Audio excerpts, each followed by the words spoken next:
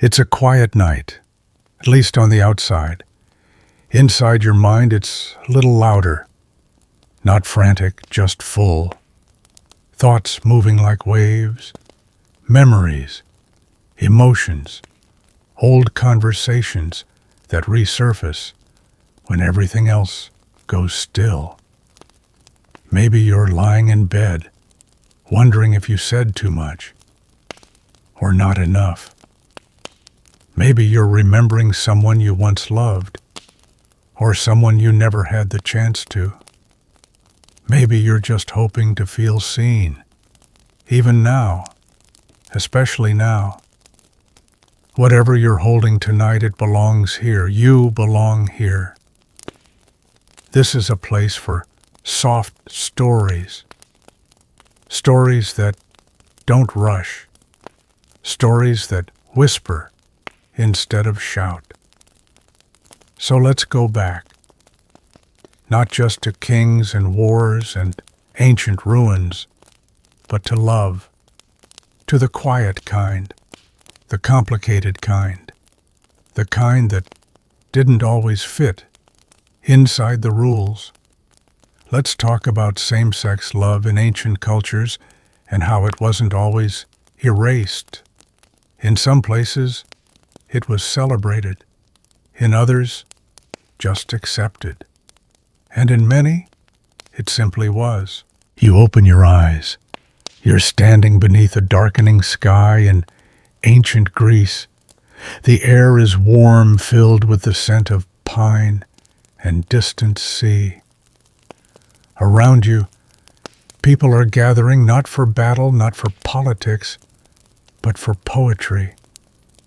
Someone reads aloud from Sappho, her voice low, steady, filled with longing. Someone will remember us, she says, even in another time. A woman nearby reaches for another's hand. No one looks away. Because here in this moment, love between women is not a scandal. It's a poem, a friendship deepened into devotion, a bond shaped in moonlight. You sit on a stone bench beside them, listening, letting it be simple. Time shifts. Now you're in a temple courtyard in Mesopotamia. Two young men laugh as they trade bracelets, a soft, private vow. It's not a ceremony, not official, but it's real. And realness here doesn't always need approval. Ancient tablets from this land speak of male love with tenderness. There were kings with lovers, priests with favorites, poems with pronouns that blurred and blended because hearts didn't always match rules. Time shifts again. Now you're in Imperial China. A scholar writes verses for another man, hiding them in folded silk. The emperor himself once cut his sleeve rather than wake his sleeping lover, and for centuries after that gesture became a symbol, the passion of the cut sleeve.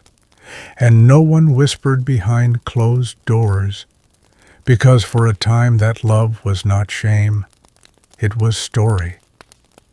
If this voice, this remembering, is helping you feel softer inside, you're welcome to like or subscribe, only if it brings you peace.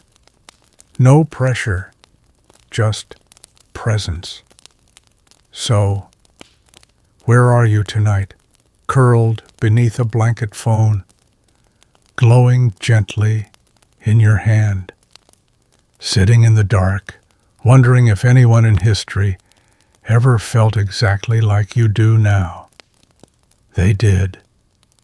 You're not the first, and you won't be the last. And you're not strange for wanting to be understood. You're human. You're here. Breathe in slowly. Let it go. not like a task, but like a sigh you didn't know you needed. Tonight we'll visit quiet places in history, places where love wasn't straightened out, where it slipped through the lines and stayed anyway. Let's begin. Hey guys, tonight we tumble back way back into the sandy heart of ancient Mesopotamia, where clay tablets whisper secrets no one asked to hear, but everyone should. Picture this. The year is somewhere around 2600 BCE. You're squinting under a sun that clearly has something to prove, walking through Uruk's dusty alleyways, where merchants shout, goats argue, and the air smells like roasted barley and regret. You're sleep-deprived already, so this is going great. But amid all this gritty bustle, a story sits quietly in baked mud, the epic of Gilgamesh. And oh, does it have things to say. So, before you get comfortable, take a moment to like the video and subscribe, but only if you genuinely enjoy what I do here. And if you're still awake enough, tell me in the comments, where are you listening from and what time is it where you are? Now dim the lights, maybe turn on a fan for that soft background hum, and let's ease into tonight's journey together. You find yourself following Gilgamesh, not the sanitized textbook version, but the complicated, moody king who rules with the subtlety of a sledgehammer. He's 2/3 God, 1/3 man, which is exactly as exhausting as it sounds. He does all the usual king things, builds cities, slays monsters, angsts about death, but the real heart of his tale, his bond with Enkidu. Enkidu is not your average sidekick.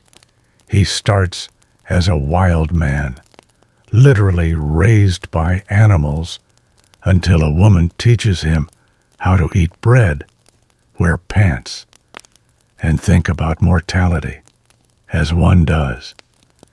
And when he meets Gilgamesh sparks. Maybe metaphoric, maybe not. The two become inseparable. Not bro code inseparable, cosmic inseparable. Gilgamesh describes Enkidu as his companion, his heart, his equal. When Enkidu dies, Gilgamesh unravels like an old linen tunic. He wanders deserts, curses gods, and weeps in clay poetic meter. Historians still argue whether theirs was romantic love or just very intense bromance. But you're sitting there thinking, if this isn't grief, born of deep love, what is? And it's not just them. Buried among Mesopotamian legal codes and temple prayers are hymns to the goddess Inanna, who bends gender like she invented it, because, well, maybe she did.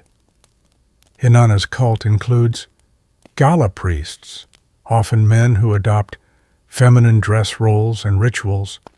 They sing laments, conduct ceremonies, and in some texts, engage in sacred sexuality. Imagine showing up to temple and finding the choir's performance includes eyeliner falsetto and a whole lot of divine ambiguity.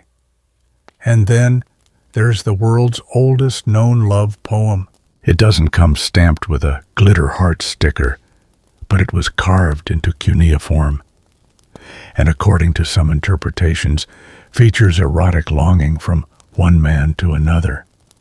Again, there's debate, but the sheer presence of this question thousands of years ago, nestled in brittle clay is kind of amazing. Ancient people weren't just surviving, they were feeling, loving, missing, and yes, sometimes writing emotional poetry that would make your high school journal look positively reserved. Here's a quirky tidbit. Clay tablets were often repurposed. So, it's entirely possible that someone once baked bread on top of a poem about heartbreak.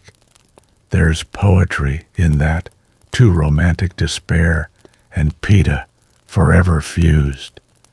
You walk past scribes, hunched over styluses, priests balancing incense burners, and somewhere a boy writing a name into the mud, just deep enough that maybe, just maybe, it won't wash away with the next rain. You wonder if it was his own name, or someone else's. Someone he wasn't supposed to miss so much. It's hard to separate myth from memory in Mesopotamia. The gods wear their moods on their sleeves, and their worshippers tend to follow suit. But one thing's clear, same-sex affection wasn't foreign here. It wasn't erased. It was etched, sung, whispered, and sometimes cried into the sands. Of course, modern scholars love to tiptoe through these interpretations like they're navigating a minefield of pronouns. Could be metaphor, they mutter. Could be spiritual. But your gut says otherwise, especially when you read how Gilgamesh holds Enkidu's body, how he refuses to bury him until the flies arrive. You don't do that for just a buddy from the gym. So here you are dozing in the heat of an ancient cradle, surrounded by broken pots and whole feelings. You wonder if love, any love, ever really changes. You wonder if two people sitting by a river holding hands against the rules feel the same rush in 2600 BCE as they do today. Probably. You think probably. You step out of the baked clay haze of Sumer and find yourself suddenly beneath taller columns and more elaborate wigs. Welcome to ancient Egypt, where everything is gilded and even your eyeliner gets its own afterlife. The Nile glitters like a lazy snake under the sun, and the papyrus reeds sway whispering gossip about everyone from the high priests to the hippos, including, it seems, the pharaoh and his very close companions. You're wandering through the limestone halls of Saqqara, past murals that have outlived empires, when you pause at a tomb. It's the joint burial of Khnumhotep and Niankhkhnum, two royal manicurists, or overseers of the manicurists in the palace of the king. A title both fabulous and oddly specific. Their tomb paintings show them holding hands, nose to nose, in the most intimate Egyptian gesture, short of actually putting eyeliner on each other. Now Egyptologists have debated this for decades. Were they brothers? Were they lovers? Was it a package deal? Historians still argue whether this affection was platonic, symbolic, or something more taboo. But you stare at the carvings, Khnumhotep and Niankhkhnum embracing, dining together, honored together, and you wonder. It doesn't feel like brotherly love. It feels like forever. Egyptian art isn't big on improvisation. If you show up repeatedly next to someone in your tomb, it's not a photobomb. It's eternity. You chose them, or they chose you. Or maybe it was mutual and just didn't require Facebook status updates. Meanwhile, up in the palace, the pharaohs are busy rewriting the rules of beauty politics, and in some cases, gender entirely. Queen Hatshepsut, for example, wears a ceremonial beard to assert her kingship. She's not pretending to be male, she's redefining what kingship looks like. And Akhenaten, with his soft features and elongated body, is sometimes depicted in art that defies both masculine and feminine expectations. When paired with his mysterious co-ruler Smenkhkare, possibly male things get interesting. You duck into a temple where incense clings to your robe and prayers bounce between sandstone walls. Priests chant hymns to gods like Atum and Thoth, while dancers with shaved heads and delicate bracelets move in slow circles. Some temples employed third-gender priestesses, often assigned male at birth, who served deities like Hathor and Isis. They wore women's clothing, performed fertility rites, and occasionally disappeared from official records with suspicious efficiency. You find a bench in the shade of a lotus tree. Someone left a scroll behind, half-scorched by sun and time. It's a fragment of a love poem, one man calling another his heart's twin. It's simple but sweet. It makes you smile and squint. Egyptian scribes were not known for good handwriting. You rub your eyes and try to focus on the lesser-known rituals, like crocodile dung contraceptives. Yes, that's real. Egyptians concerned about fertility and the wrath of various gods would use dried crocodile excrement as a vaginal suppository to prevent pregnancy. It's unclear if it worked. It is clear that someone was brave enough to test it. Probably someone desperate not to get caught in the wrong bed. And speaking of beds, Egyptians believed in a richly populated afterlife. So, if you were buried with someone, you weren't just choosing a grave buddy, you were choosing your eternal roommate. Your soul literally hung out with theirs forever. Kind of raises the stakes on commitment, doesn't it? You brush past a statue of Anubis and think about the dead. The silent, well-dressed, perfume-scented dead. What stories are wrapped up in their linen layers? How many same-sex lovers were folded quietly into tombs, their names rubbed out later by nervous dynasties? Because Egypt, despite its gilded confidence, was not immune to revision. Later dynasties, especially after foreign invasions, tightened social scripts. Love got coded. Desire was painted over. You wonder how many wall paintings were altered, how many hieroglyphs chipped away by someone determined to keep the past on a straight and narrow path. Still here you are, thousands of years later, eavesdropping, catching glimpses in gold leaf and limestone. A mural that holds hands just a beat too long. A statue with eyes tilted not toward the gods, but toward someone standing just off-center. A preserved letter asking, "When will I see you again, beloved?" addressed from man to man. In the gift shop of the afterlife, these fragments are all that's left on the discount rack, but you pick them up anyway. You carry them gently, like you might understand more. just by holding them.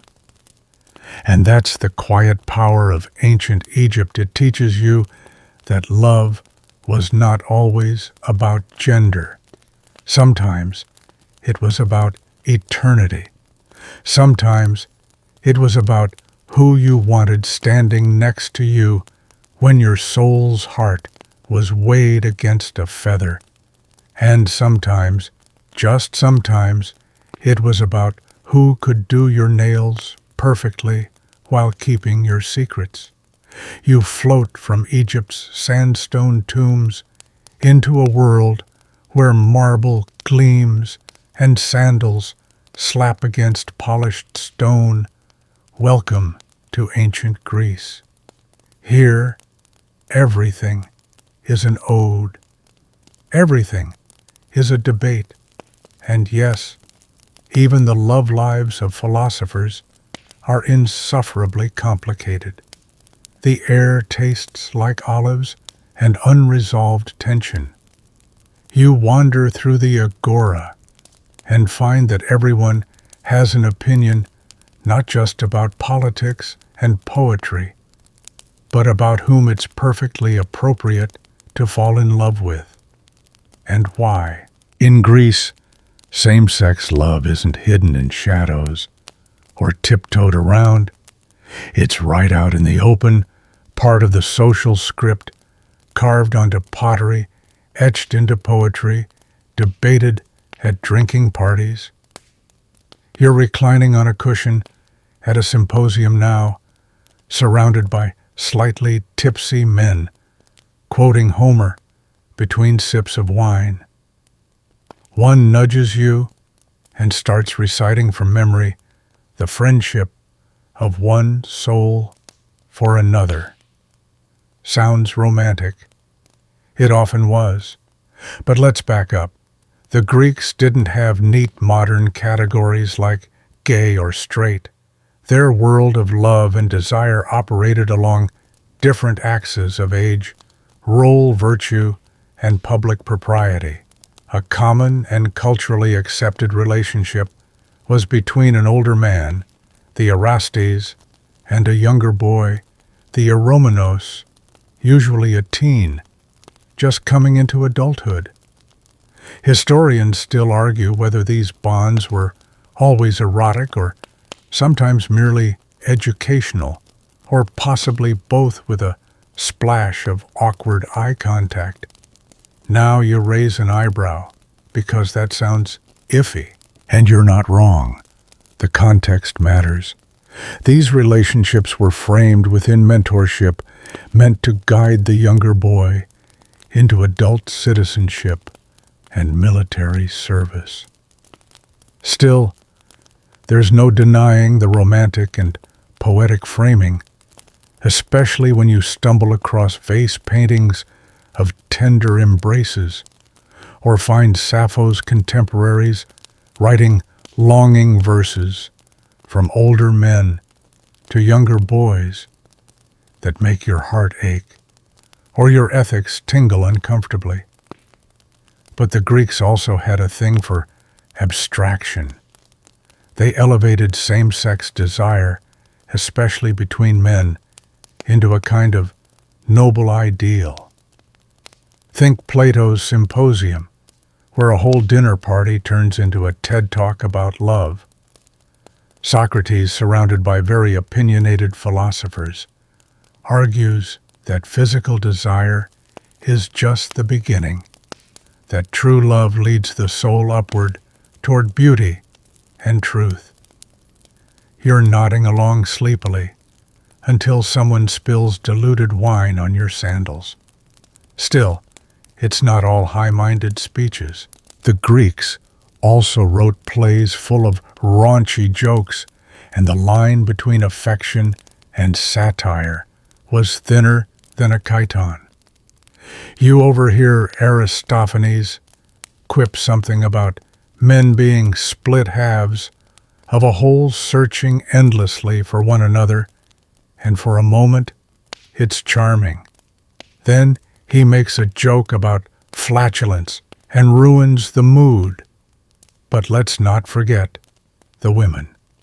while male relationships dominated the records because surprise men wrote most of them. There's Sappho of Lesbos, whose name has echoed through centuries like a secret code. You picture her standing on a sunlit terrace, lyre in hand composing verses to the girls around her. Her poetry is tender, intimate, and full of longing. Lines like, "Someone will remember us," I say, even in another time, feel eerily prophetic. Historians are still unsure how to categorize Sappho. Was she a schoolmistress, a priestess, a cult leader of love itself? But her surviving work leaves little doubt. She loved women, and she wrote about it with a clarity that makes most modern poems feel like passive-aggressive tweets. Here's a quirky tidbit. Some ancient scholars were so uncomfortable with Sappho's obvious affection for women that they rewrote her poems, changing the gender of the beloved to male. Others insisted she was just really passionate about friendship. You roll your eyes. You know what you read. You sit now in a courtyard in Thebes, watching two young soldiers training together, sweat gleaming on shoulders, sparring with a kind of rhythm that looks suspiciously like dancing. This is the Sacred Band of Thebes, an elite military unit composed entirely of male lovers. The logic, men who love each other will fight harder to protect each other. Imagine trying to win a battle while your boyfriend's throwing spears over your head. You'd better bring your A game. And they did. The Sacred Band was legendary, undefeated for years, until finally overwhelmed by Philip II of Macedon. When he discovered the fallen bodies of the soldiers embracing in death, he reportedly wept. Same-sex love, it turns out, wasn't just poetry. It was a battle cry. Back in Athens, things are more nuanced. Same-sex relationships are common, but come with social boundaries. It's fine if you're the older active partner. It's frowned upon if you're the younger one too long. Gender wasn't as rigid as role and reputation. And love was expected to elevate you, but never embarrass you, unless you were in a comedy play, in which case all bets were off. The sun dips below the Acropolis, and the city quiets just a little. You lie down on warm stone steps, feeling history wrap around you like a toga 2 sizes too big. You think about Plato's ladders of love, of Sappho's ink-stained fingers, of the fallen warriors who died in each other's arms. You wonder how many love stories were never written down, how many glances passed under moonlight, how many names were whispered into tunics before battle. In ancient Greece, love was everywhere, painted on vases, debated in academies, carved into temple walls. It was passionate, philosophical, problematic, and poetic. And somehow, through it all, it still felt deeply human. You blink away the last whispers of Athenian philosophers and find yourself surrounded by an entirely different kind of order, gravel crunching under your sandals, shields clinking in time with your breath, and the sharp metallic scent of discipline. Welcome to Sparta. Here, everything is simpler, harsher, and far less poetic. Even the air feels like it's judging you. If Athens was a city of words and wine, Sparta is all about sweat, silence, and sore muscles. You stand among boys, training in the Agoge, Sparta's infamous military education system. It begins at age 7, ends somewhere around death, and includes a full syllabus of wrestling hunger and strict bedtimes. Also, love. Yes, love. See, Spartans didn't just train soldiers, they built bonds, strong ones, emotionally charged ones, ones that modern historians try to pick apart with the finesse of someone opening a walnut, using only their teeth.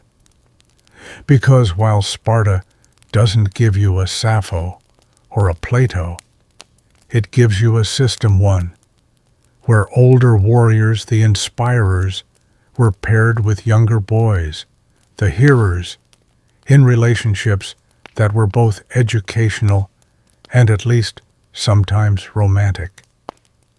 The purpose to mold courage, discipline, and unity on the battlefield. Think of it like a really intense mentorship program where both parties are expected to weep softly at your funeral. Spartan society believed that emotional ties between soldiers made them fight harder. That's why so many hoplite pairs stood side by side in battle, not just because it was strategic, but because they genuinely couldn't bear the thought of losing each other. Historians still argue whether these bonds were always sexual or if they were spiritual forms of male bonding cranked up to 11. Xenophon, yes, the same guy who marched thousands of soldiers out of Persia, claimed the relationships were more about respect and less about passion. But Plato, who you left in Athens nervously chewing olives, suggested otherwise. He basically said, of course it was romantic. What else would make someone stand between a spear and their partner? And here's a detail you didn't expect. While the relationships in the Agoge were institutionally encouraged, they were also regulated. A love that was too indulgent, distracting. A love that was too aloof, weak. Like everything in Sparta, the balance had to be just right, like seasoning your enemy's defeat with exactly one tear. You walk past a row of young trainees, their heads shaved, their feet calloused. One of them steals a glance at his mentor, who gives a nod, so small it could almost be missed. You feel it anyway. You feel the pulse of something unspoken. Respect, yes. Admiration, certainly. And possibly that aching tension of a first love that you can't quite name. Sparta didn't care for sentimentality, but that didn't mean it lacked feeling. In fact, it's the opposite. They believed in action over words. Love wasn't something to write sonnets about, it was something to die for. But not all Spartans loved only men. Women in Sparta were surprisingly independent compared to other Greek city-states. They trained in athletics, owned property, and chose their own husbands, often with a shrug and a smirk. And there are tantalizing hints that same-sex relationships existed among women too, though far less documented. Some inscriptions suggest female companionship that went beyond friendship, though as always, historians get queasy when asked to define beyond. Quirky tidbit time Spartan boys were taught to steal food and not get caught, just to encourage cunning. If they were caught, they were punished not for stealing, but for failing at stealth. Imagine applying that logic to love. Perhaps that's why so many of these relationships left no obvious records. Maybe they were just very good at not being caught. You find a quiet moment in the mess hall. It's not much, some broth, some bread, maybe a grumble from an elder about today's youth. But you listen to the murmurs of shared memories between pairs of warriors. One remembers how his companion saved him in a skirmish. Another laughs about a clumsy sparring match where helmets got stuck together. These aren't grand romantic declarations. They're the kind of small, vivid memories that lodge themselves into your chest long after the battle's over. And what happens when one dies? That's the part no one tells you. There are stories half remembered and rarely written about widowed companions who refused to remarry, who sat by graves long after the war songs ended. In a culture obsessed with bravery, grief still made space for love. It just didn't talk about it much. You lie on the training field, now the stars above as cold as a Spartan's approval. You think about all the boys who pass through this place, sweating through drills, sharing blankets, watching each other become men.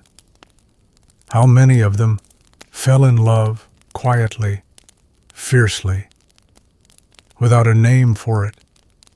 How many ran toward danger just to protect someone they couldn't bear to lose? Spartan history isn't gentle, but it's honest. And beneath its sharp edges and laconic masks, it holds something soft, a loyalty that doesn't need poetry, a bond built not in words but in wounds, trust, and the silence between spear thrusts. You wake to the scent of salt in the air and music drifting on the breeze. Somewhere a lyre hums gently as waves kiss the rocky shore of the island of Lesbos. The heat here is softer than Sparta's, the olive trees more generous with their shade, and the conversations far more poetic. You're walking through the quiet garden of a woman whose name echoes through millennia like a song hummed just before sleep. Sappho.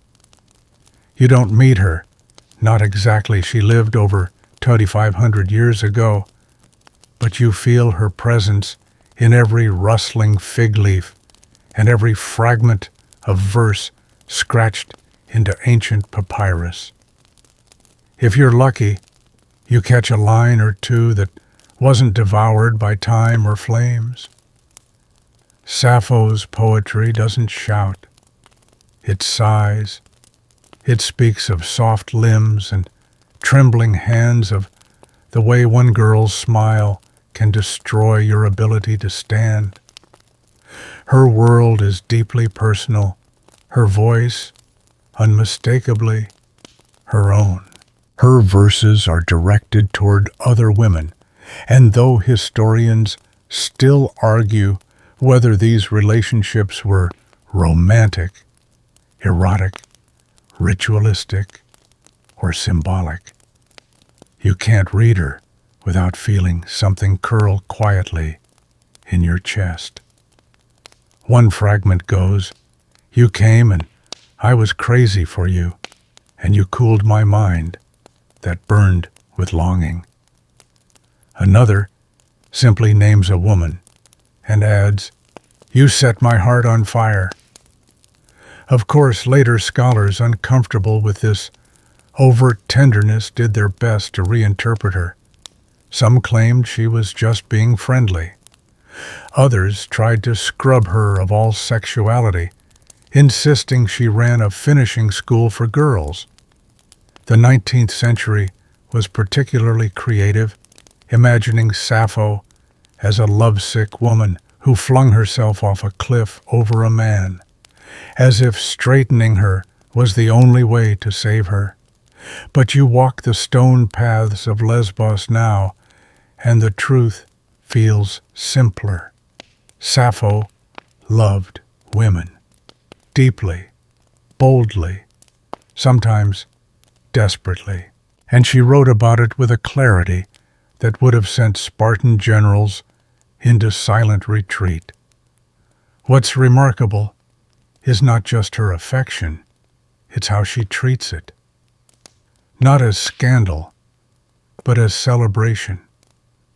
She doesn't apologize or defend. She simply observes the way love works, the way a voice can thrill, the way beauty can strike like lightning, the way jealousy tastes like cold metal on your tongue. Sappho wasn't the only one. The island of Lesbos was home to a vibrant female culture where women were educated, musically trained, and part of religious rites devoted to goddesses like Aphrodite. These rites may have involved intimate, emotional, and possibly physical relationships between women. Again, sources are frustratingly vague and modern minds too eager to categorize. Here's a fringe tidbit for you. Some scholars believe that certain gatherings on Lesbos involved sacred poetry contests where women recited verses of longing to each other under moonlight, judged not by applause but by the tears they inspired. Whether true or not, you kind of want it to be. Now imagine lying on the polished stones of a women's sanctuary. It's dusk. The sky is lavender and gold. Around you, girls laugh and hum and weave garlands. One of them presses a flower into your palm. You don't know her name, but your stomach does a somersault anyway. Love in Sappho's world is not something to declare in the marketplace or defend in court. It's something to whisper when the night is quiet and the stars are watching. And in that world, desire between women is just another petal on Aphrodite's altar, beautiful, soft, and fleeting.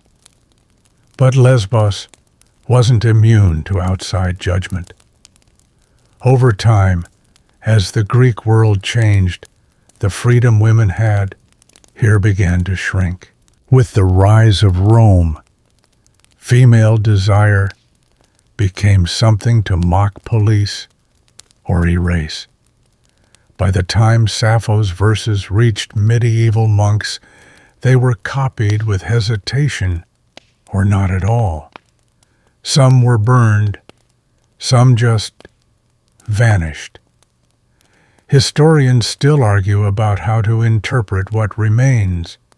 Is her poetry autobiography, allegory, performance? And more than that, can we ever really reconstruct an ancient woman's heart when so many male hands have held her voice? You lie back now on a sun-warmed rock near the sea, letting the rhythm of the waves match your breathing. In the distance, a girl's laugh rises sharp and golden. You think about how few voices from the ancient world sound as clear as Sappho's, and fewer still loved as unapologetically. Here, the lines between teacher and lover between friend and muse were allowed to blur. Affection didn't require permission. Desire didn't demand definition. It was simply woven into the daily tapestry of life, like music, like moonlight, like longing. You leave the soft breezes of Lesbos and head west into a world that hums with marble grandeur and unrelenting contradictions. The streets of ancient Rome are busy, boastful, and just a little bit dangerous. The forums echo with arguments, the bathhouses buzz with gossip, and the temples smell faintly of wine sweat and maybe just a pinch of political ambition. Rome isn't subtle. It's a place where love is public, power is everything, and morality is mostly about who's watching. You quickly learn that in Roman society, same-sex relationships weren't so much banned as graded, not by affection, but by status, gender role, and social visibility. It's complicated, messy, and aggressively inconsistent. Perfect bedtime material. So, here's the basic layout Roman men could, and often did, engage in sexual relationships with other men, as long as they followed one golden rule: they had to be the penetrator. If you were the one in charge, the one doing the, well, let's call it directing, then society shrugged it off, especially if your partner was a slave prostitute or someone of lower rank. Love wasn't about gender. It was about dominance. But woe unto the citizen male who took the passive role. That to the Romans meant a loss of manhood, dignity, and probably your seat in the Senate. Historians still argue whether this strict dichotomy reflected real emotional life or was more of a political fiction. Either way, it produced some truly eyebrow-raising contradictions. Take Julius Caesar, for instance, a brilliant general fashion trendsetter and target of some very creative political mudslinging. His enemies famously called him the husband of all women and the wife of all men. Whether this was true or just Rome being Rome, it stuck, and not in a flattering way. Then there's Hadrian, the brooding emperor who loved art architecture, and one young man named Antinous. When Antinous drowned in the Nile, mysteriously and tragically, Hadrian didn't just mourn. He deified him, that's right, turned him into a god, built statues of him all over the empire, founded a city in his name, grieved in public with a rawness that few emperors dared show. You don't build temples for someone unless the love was significant. And Antinous, he appears in hundreds of sculptures, idealized, youthful, a symbol of beauty and loss. His memory lived on, not through political conquest, but through devotion. Quiet, enduring, unmistakable devotion. But Roman society had another layer. While elite men played their status games, other relationships blossomed in corners that left fewer records. Slaves, freedmen, soldiers, people without marble busts or biographers lived, loved, and navigated desire in ways we'll never fully recover. Here's a quirky tidbit: graffiti on the walls of Pompeii includes same-sex love notes, insults, and even the ancient equivalent of bathroom stall confessions. One reads, Maritus amat maritum. A husband loves a husband. Another says, simply, I am yours. Crude, maybe. Honest, definitely. You step into a Roman bathhouse now, the steam thick and fragrant, with oil and politics. Naked bodies move past you like fish in a warm current. Here, everything happens behind a sheen of sweat and silence. Some bathhouses had reputation as meeting grounds for love, for sex, for secret glances that lasted just a beat too long. And while no signs were posted, everyone knew. Yet Rome's moral laws didn't always match its behavior. During the Republic, laws were loose, informal. But as the empire aged and Christianity gained traction, things changed.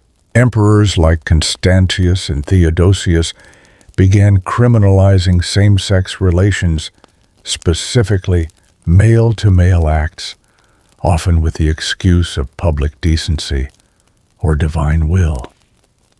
Suddenly, love that had once been displayed on walls became punishable by law. Still, even repression couldn't fully erase what had come before. Romans told stories. They whispered them. They carved them into stone.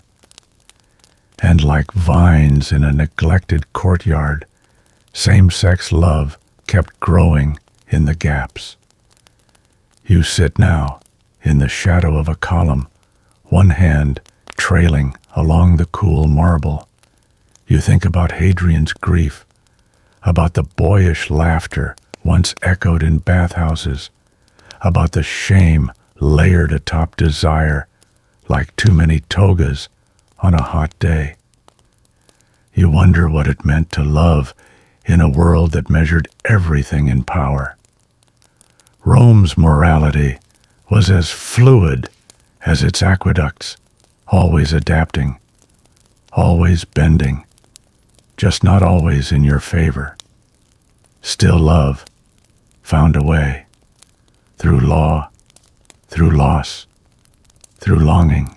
Even when the temples were closed, even when the poets were silenced, because love in Rome didn't ask for purity.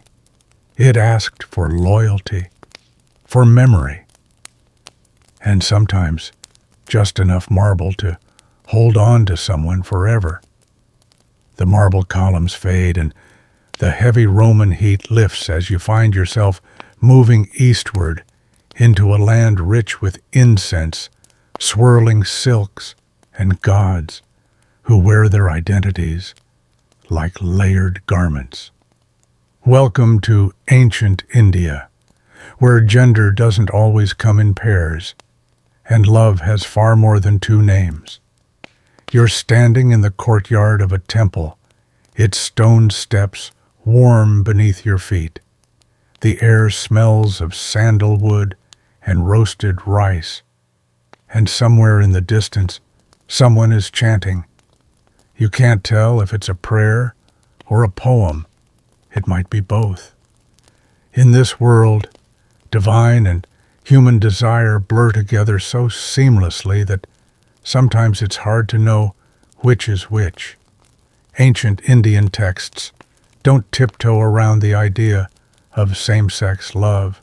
In fact, they nod to it openly, sometimes with curiosity, sometimes with celebration, occasionally with just the right amount of cheeky mythological storytelling. And it all begins, as many things do here, with the gods. Take Shiva and Vishnu, two major deities, both male, both powerful, both capable of changing their form. In one famous tale, Vishnu takes the form of a beautiful woman, Mohini, to distract a group of demons. Shiva, ever the rebel, falls in love with Mohini, even knowing it's Vishnu in disguise.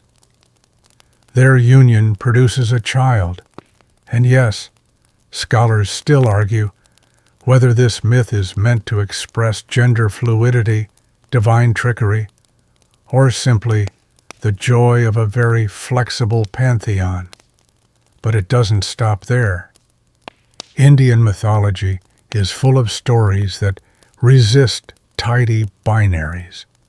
Arjuna, the hero of the Mahabharata, spends a year living as a woman Brihanala during exile. He teaches dance lives among women and experiences life from a different lens. Some retellings suggest he even begins to understand love differently, not as a fixed direction, but as a shifting tide. And then there's Shikandi, a warrior, born female, later identifying and living as male, whose gender identity becomes crucial in one of the Mahabharata's biggest battles. The story treats Shikandi's transformation as sacred, purposeful, and powerful, not as a problem to be solved.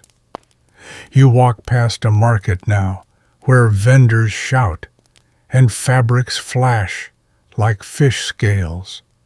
Among them, a group of hijras gathers members of India's third gender community. Their history goes back centuries, possibly longer, and they've been both revered and marginalized through time. In ancient periods, they were temple dancers, spiritual intermediaries, and sometimes even advisors in royal courts. Their role wasn't deviant, it was different, and often divine. Fringe tidbit incoming. Some medieval Indian texts include sexual manuals.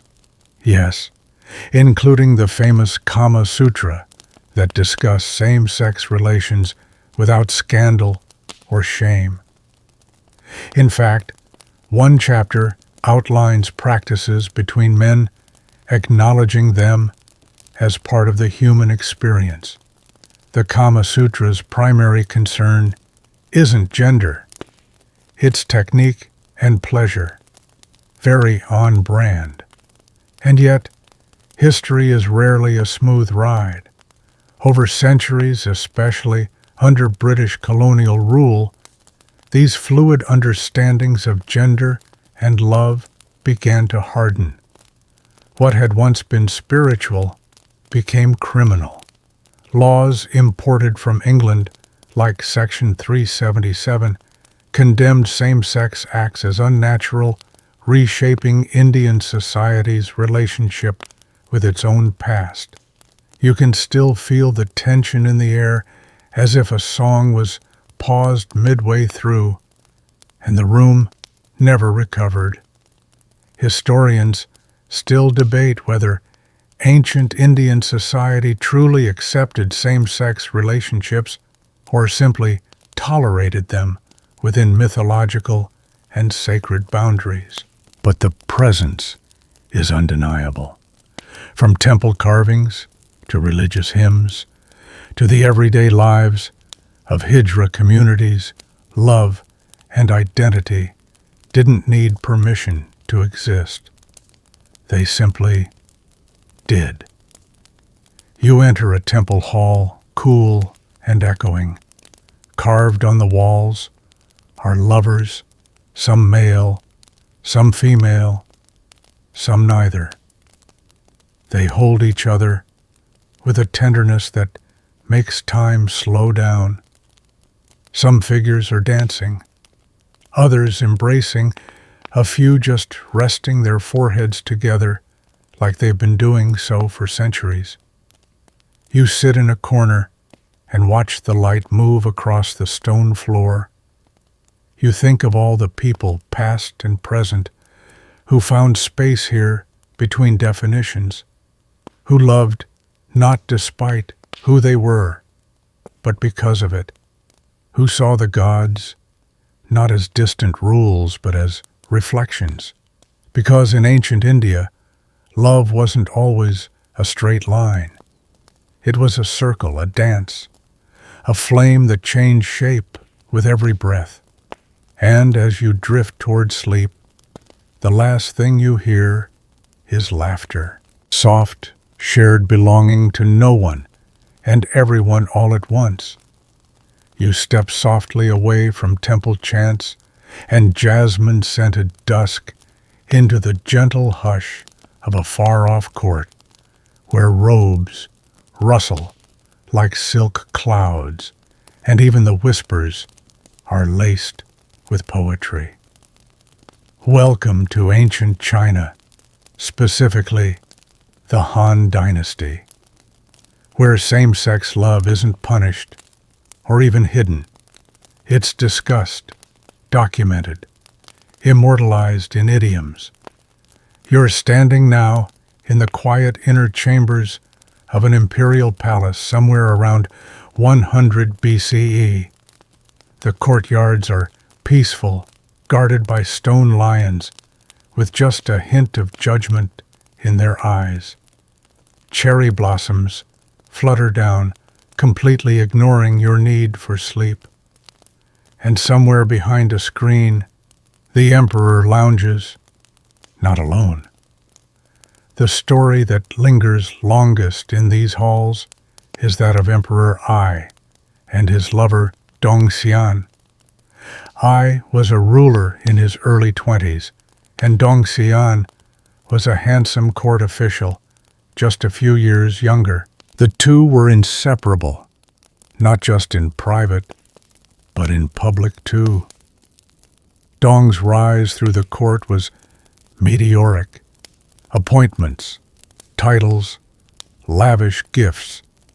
He received them all, not because of cunning politics or battlefield heroics, but because Emperor Ai loved him fiercely. The most famous anecdote, the one that launched 1,000 idioms, one afternoon Dongxian falls asleep on the emperor's sleeve. Rather than disturb him, Emperor Ai gently cuts off his own sleeve and slips away. The moment becomes legend. To this day, the phrase "the passion of the cut sleeve" is used in China to refer to same-sex male love. Yes, really, but this wasn't an isolated tale. Long before and after Emperor Ai, Chinese literature, especially during the Han and Tang dynasties, described affectionate and even romantic relationships between men, particularly between nobles, scholars, and courtiers. The love wasn't always political. Often, it was poetic. Poetry, after all, was a kind of second language in China.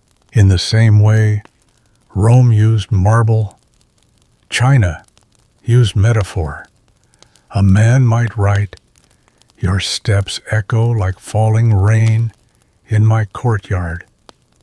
And everyone knew he wasn't talking about weather or courtyards.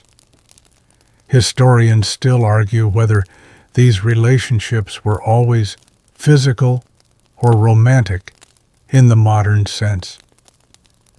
But you find scroll after scroll where men describe longing shared beds, tears shed at farewells, and the unbearable sweetness of reunion. One poem from the Tang era describes a male poet who waits all night by the lamp, listening for footsteps that never come. We've all been there, ancient or not. Now not all love was exalted. There were class expectations and social pressures, just as in Greece and Rome, age and status often played a role. Older patrons, younger companions, teacher-student bonds. But the striking difference in China, the absence of moral panic. Same-sex love wasn't something to be condemned. It was simply another thread in the fabric of human emotion. Here's a quirky tidbit. The phrase biting the peach also became a euphemism for male love, originating from a tale involving Duke Ling of Wei and his lover, Mizi Xia. Mizi once bit into a peach, found it sweet, and offered the rest to the Duke. The Duke was so moved by this gesture of love and selflessness that he declared it the ultimate expression of affection. Centuries later, the leftover peach still symbolizes queer intimacy in classical texts. But like all golden ages, the acceptance didn't last forever. As Confucian values took stronger hold, especially in later dynasties, filial duty, marriage, and procreation became the guiding principles of virtue. And as new emperors came and went, some sought to erase or quiet stories of same-sex affection that didn't serve the dynastic image. You can almost hear the scribes muttering, "Cut the peach thing, add more filial piety." Still, the traces remain in idioms, in old paintings tucked into scroll boxes, in verses barely translated, lingering in footnotes of forgotten books. You're resting now beneath the canopy of a plum tree. The blossoms fall in slow spirals, and somewhere nearby, someone is reading aloud. The voice is soft, maybe slightly amused, as it recites a Tang poem that ends with, "If not this life, then the next. Our sleeves shall brush again in spring wind." You wonder who waited with a thudding heart behind palace screens, who stayed up at night composing just one more stanza, who leaned too close at a banquet and got caught on purpose. Because in ancient China, love wasn't always loud, but it was everywhere, in poems, in peaches, and yes, in carefully sliced sleeves. You blink, and the delicate world of plum blossoms slips away. In its place, the quiet tread of sandals over polished wood, the faint clatter of bamboo in a distant garden, and the sharp tang of oiled steel in the air. You've arrived in feudal Japan, a world of precision, silence, and layered rituals, where loyalty and love often walked hand in hand, cloaked beneath the folds of a kimono. It's colder here, not in temperature necessarily, but in feeling. Every movement is measured, every glance considered. You follow the faint scent of charcoal ink through narrow corridors, lit by lanterns, until you come upon a small writing desk.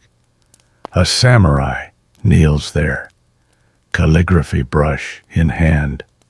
He's writing a letter not to a lord, not to a wife, but to his wakashu. If you're unfamiliar with that word, let's pause a moment. In Tokugawa-era Japan wakashudo, the way of the wakashu was a social and cultural practice involving romantic and often erotic relationships between adult men and adolescent boys. And while today's ethics cringe at the age dynamics, the historical reality was far more complex, embedded in hierarchy, mentorship, and a rigid code of conduct. The boy, the Wakashu, was more than just a passive participant. He held a unique gender position, not quite a child, not yet a full adult man. They shaved the front of their heads but left a lock at the back, wore specific clothing, and were considered desirable by both men and women. And they were often expected to eventually become ninja older lovers and mentors themselves. Samurai culture embraced this practice, particularly in the context of apprenticeship and warfare. A younger warrior might be taken under the wing of a senior trained in swordsmanship, strategy, and affection. The bond wasn't secret. It was seen as a way to teach discipline, devotion, and loyalty. You walk into a dojo now. The wooden floor is slick with polish, and you hear the rhythmic crack of practice swords. Two men, one younger, one older, move together, not in combat, but in something closer to a dance. They trust each other. You can see it in the way their eyes meet between strikes.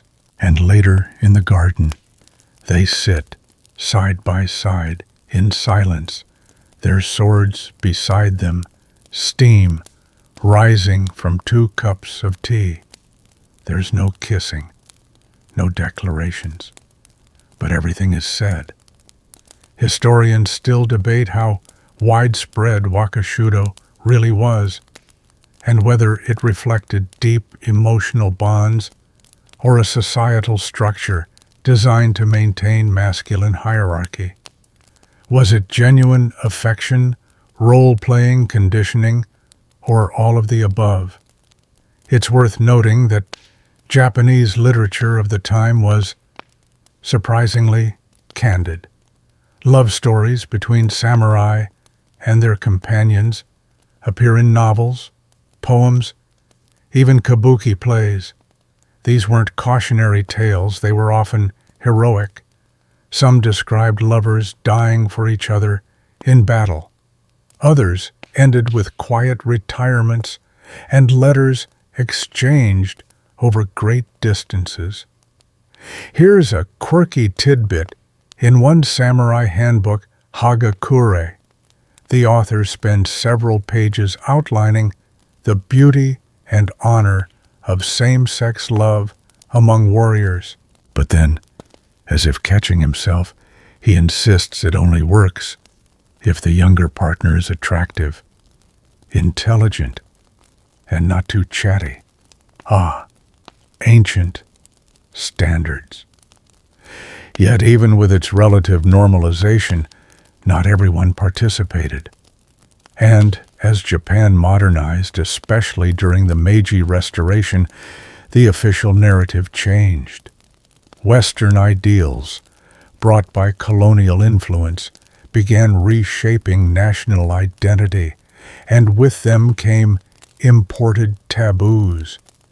Same-sex relationships, once ritualized and even idealized, became less visible. The quiet letters stopped being read aloud. You pause beside a shrine, now a small wooden box holding slips of paper tied to tree branches, wishes, prayers. Some ask for honor in battle. Some ask for good harvests.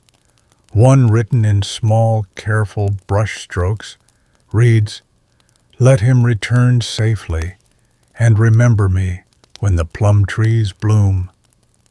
You can't help but imagine who wrote it. A young boy left behind. A soldier departing for war. A mentor who gave his sword but not his heart. You sit now beneath a stone lantern as cicadas hum and the night deepens.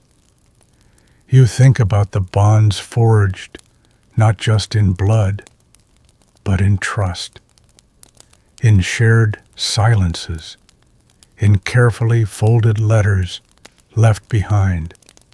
In feudal Japan, love wore armor. It bowed before it spoke. It burned not like wildfire, but like incense, slow, smoky, fragrant, lingering. And even if the world has forgotten its names, the scent still floats in the air. You rise with the cicadas, still echoing in your ears, and now the air thickens warm, fragrant, almost tropical. You've landed in the archipelagos and steamy coastlines of Southeast Asia, where kingdoms rise from the jungle mist and love wears many faces. This is not a single place or empire, but a mosaic, the Khmer Empire's soaring temples, the golden-roofed courts of Siam, the shadow-drenched volcanoes of Java, and the lakeside palaces of ancient Burma. Here, people pray to spirits older than memory, follow kings who claim descent from serpents, and tell stories in woven cloth instead of ink. And among them walk individuals who defy the rigid expectations of male or female. You notice it almost at once, people who don't quite fit into either mold, and no one seems particularly bothered by it. You've entered a part of the world where the concept of gender has never been limited to two.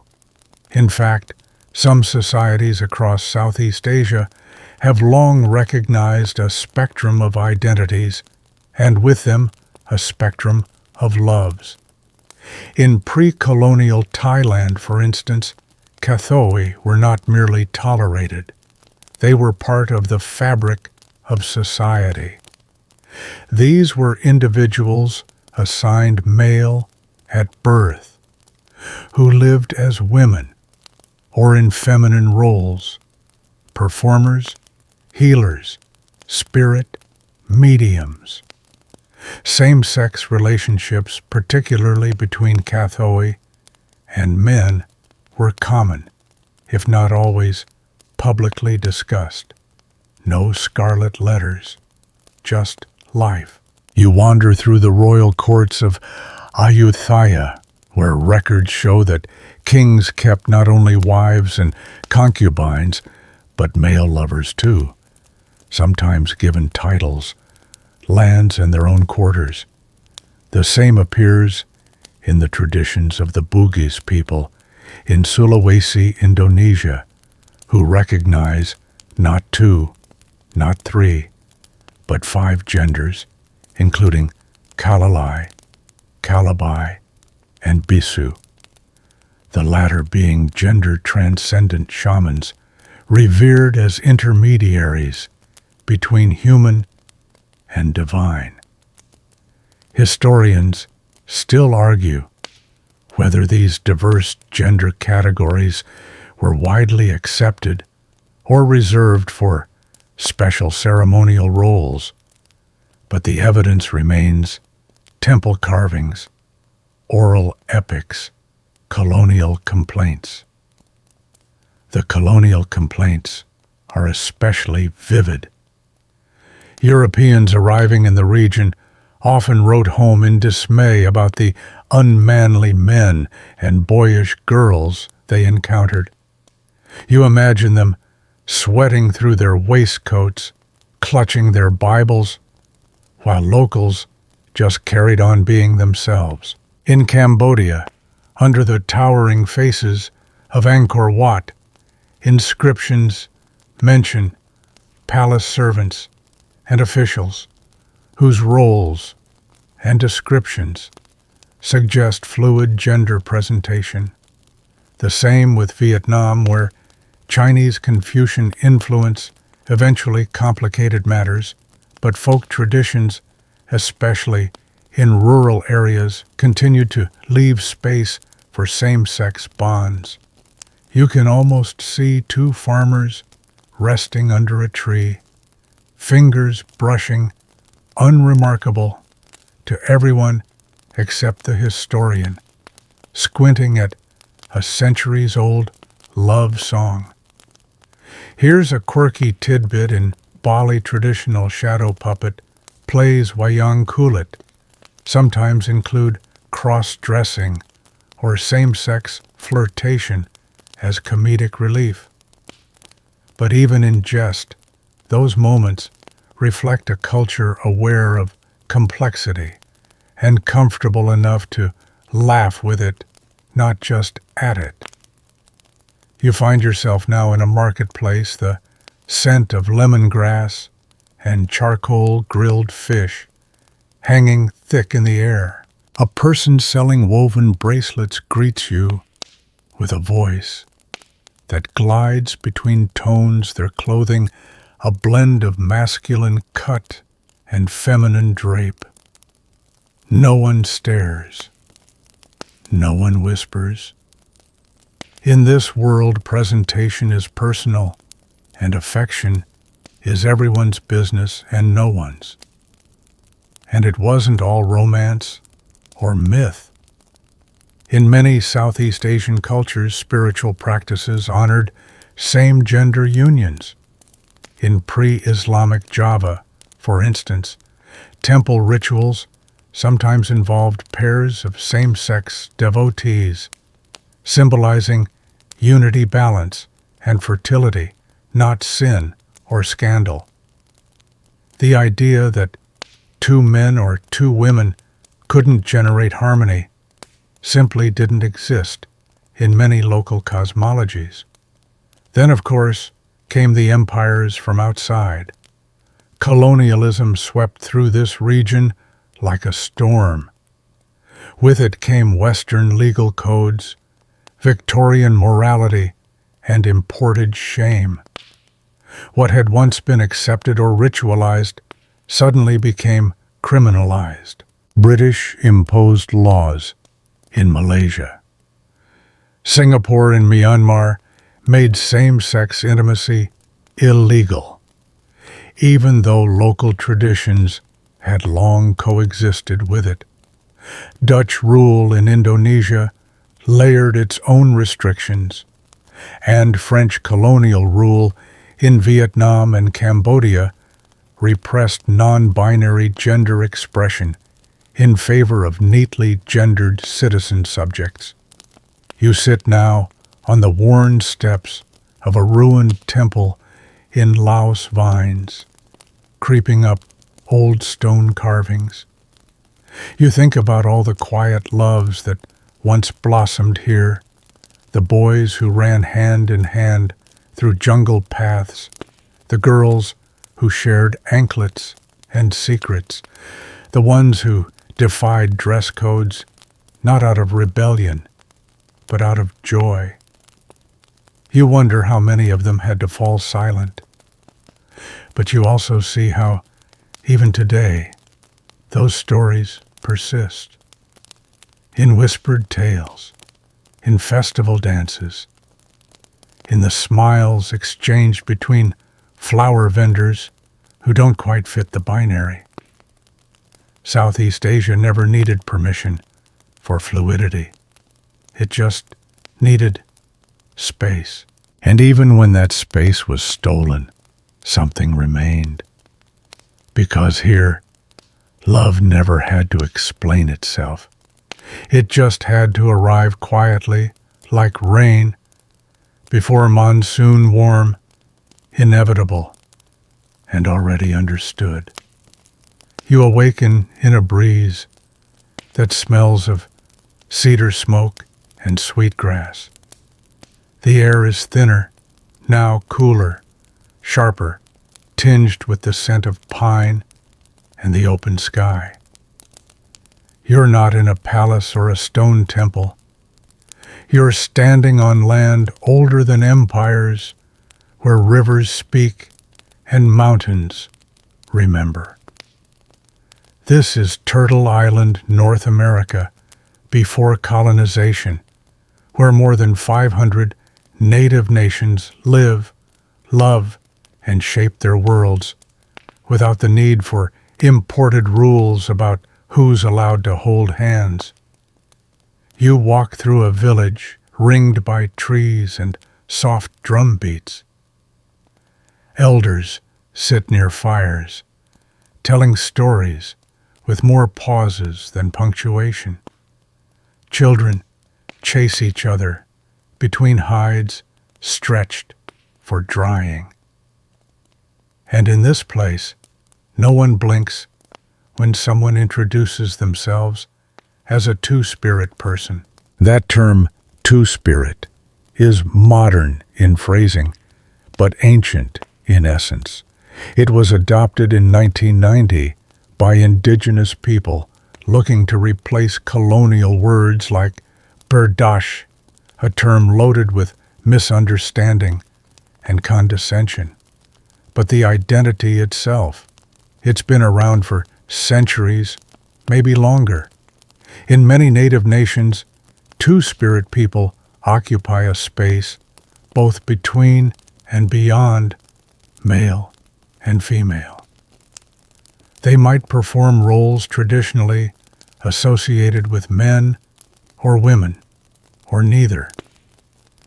They might marry someone of the same biological sex, or someone different. What matters isn't the combination. It's the spirit, the balance. Among the Lakota two-spirit individuals are called Winkte. Among the Navajo, Nadlehai. Among the Ojibwe, Ogokwe, a woman-man. Each tribe has its own name, its own tradition.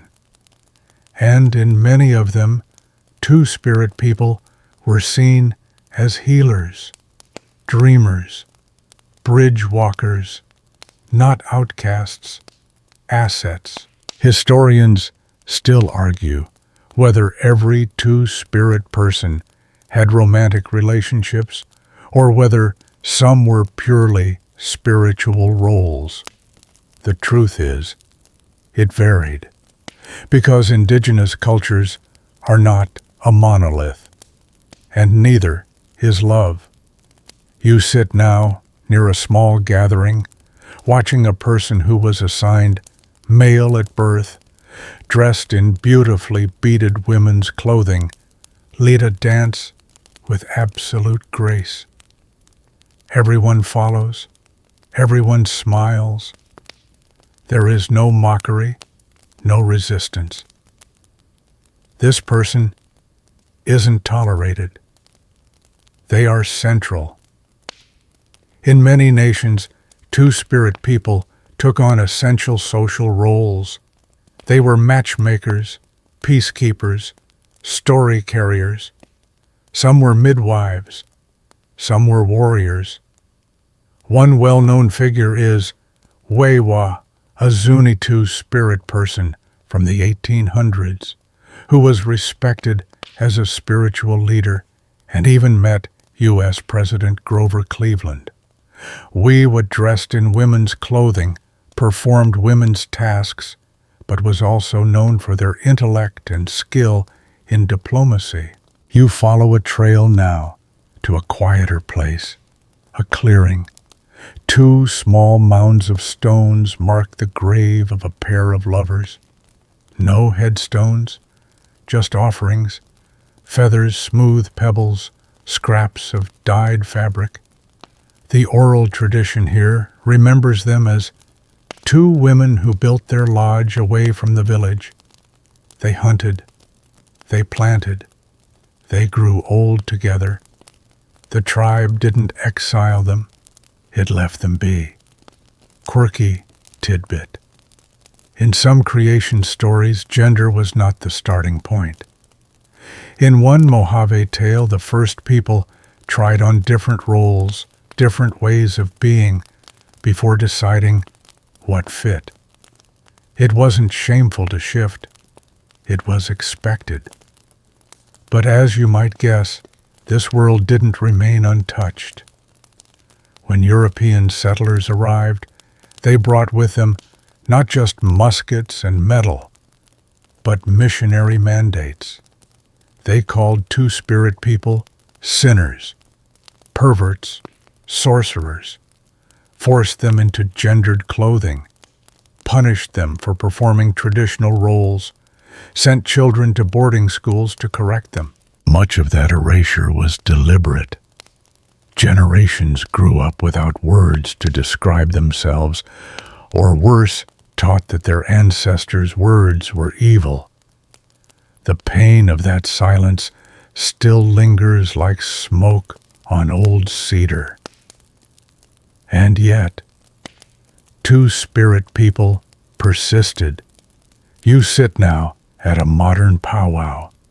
Drums pound, feet stomp, colors blur in motion. A dancer enters the circle dressed in half men's regalia, half women's. The crowd cheers, not out of novelty, but out of recognition. Something sacred is being honored, something very old. There is a resurgence happening, a reclamation. Indigenous youth are rediscovering what was almost lost. Languages are being revived, ceremonies reshaped. Two-spirit gatherings now happen across North America, safe spaces where laughter rings louder than shame. You lie back in the grass, the stars like scattered embers above you. Somewhere nearby, someone sings a lullaby in Lakota. It doesn't translate easily, but you understand it anyway, because in this place love doesn't need a binary. It just needs a circle. And in that circle, every soul, two-spirit or otherwise, has room to dance. The drumbeat fades, and in its place rises the scent of rosewater and warm stone. You find yourself leaning against a sunlit mosaic wall in the heart of the Islamic Golden Age, where the architecture is precise, the philosophy is profound, and the poetry, well, the poetry can make you fall in love with someone you've never met. You're in Baghdad now, somewhere between the 8th and 10th centuries, when this city wasn't just a capital, it was the capital, a center of science, medicine, mathematics, and art. Scholars debated stars and surgery in candlelit rooms, while poets whispered verses that could melt even the sternest vizier's heart. And love, particularly same-sex love, was not hidden in this world. It was written, carved into walls, sung in gardens, debated over dates and coffee. It's a reality that surprises many modern listeners, shaped as we are by more recent cultural norms. But in the Abbasid Caliphate, male poets composed passionate odes to beautiful boys with the same flair, others reserved for battle cries or moonlit horses. You stroll through a garden now where citrus trees shade marble benches. Someone is reading aloud from Abu Nuwas, the scandalous darling of Arabic literature. He wrote of drinking revelry and lovers with curls like vines and lips like wine. His work wasn't subtle, and he didn't seem to care. One verse says plainly, "O you, with curls like scorpions, how your sting brings joy, not pain." Another, I have loved the slender boys of the tavern, not the girls of the harem. Historians still argue whether these poems reflected real relationships or simply literary convention, but the frequency and fervor suggest more than fiction. Even when couched in metaphor, the desire is undeniable. You turn a corner and find a small fountain, water trickling gently into a stone basin. Nearby, a scribe is copying verses onto a scroll. He pauses, sighs, and adds a line of his own, anonymously, of course. Same-sex love may have been whispered and sung, but it was rarely acknowledged in law or theology. Like so many things in history, it existed in the margins, flourishing just outside the reach of authority. And then there were the gulams, young male servants, or attendants, often praised in poetry for their beauty and grace. They appear again and again in literature, reclining in palace gardens, pouring wine, breaking hearts. While their social position was often servile, their presence in verse gave them a kind of mythic weight. They weren't just servants. They were symbols of longing, of temptation, of the kind of beauty that made even caliphs sigh. Here's a quirky tidbit. Some medieval Islamic medical texts describe same-sex desire not as sin, but as temperament. If you were hot and moist in disposition, you might be more prone to loving boys. Don't blame your choices, blame your bodily fluids. But not every voice was celebratory. As Islamic empires grew and absorbed more conservative influences, tolerance gave way to tension. Scholars wrote legal opinions condemning same-sex acts. Poets, who once sang freely, turned to coded metaphors. And by the time the Ottomans rose to power, much of the joy had been forced underground. Yet the poetry survived.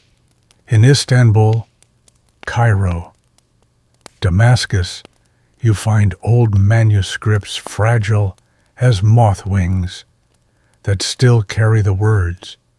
You hear them in the rhythm of recited verse, in the sly jokes of traveling storytellers, in the aching voice of a singer who refuses to change the pronouns of a centuries-old song. You're sitting now in a tiled courtyard, the sky an indigo dome above you. Lanterns flicker softly. Someone is writing a love letter on paper, scented with oud. The words are careful, poetic, meant to last. When I saw you, my soul rose like steam. I had no name for what I felt, so I called it prayer. And you wonder how many such letters were written and never sent. How many verses scribbled on scraps of parchment, folded and tucked into robes, never to be read aloud. How many glances shared in the dark corners of libraries or between the columns of a mosque, fleeting but eternal in memory. In the Islamic Golden Age, same-sex love wasn't broadcast. But it didn't have to be.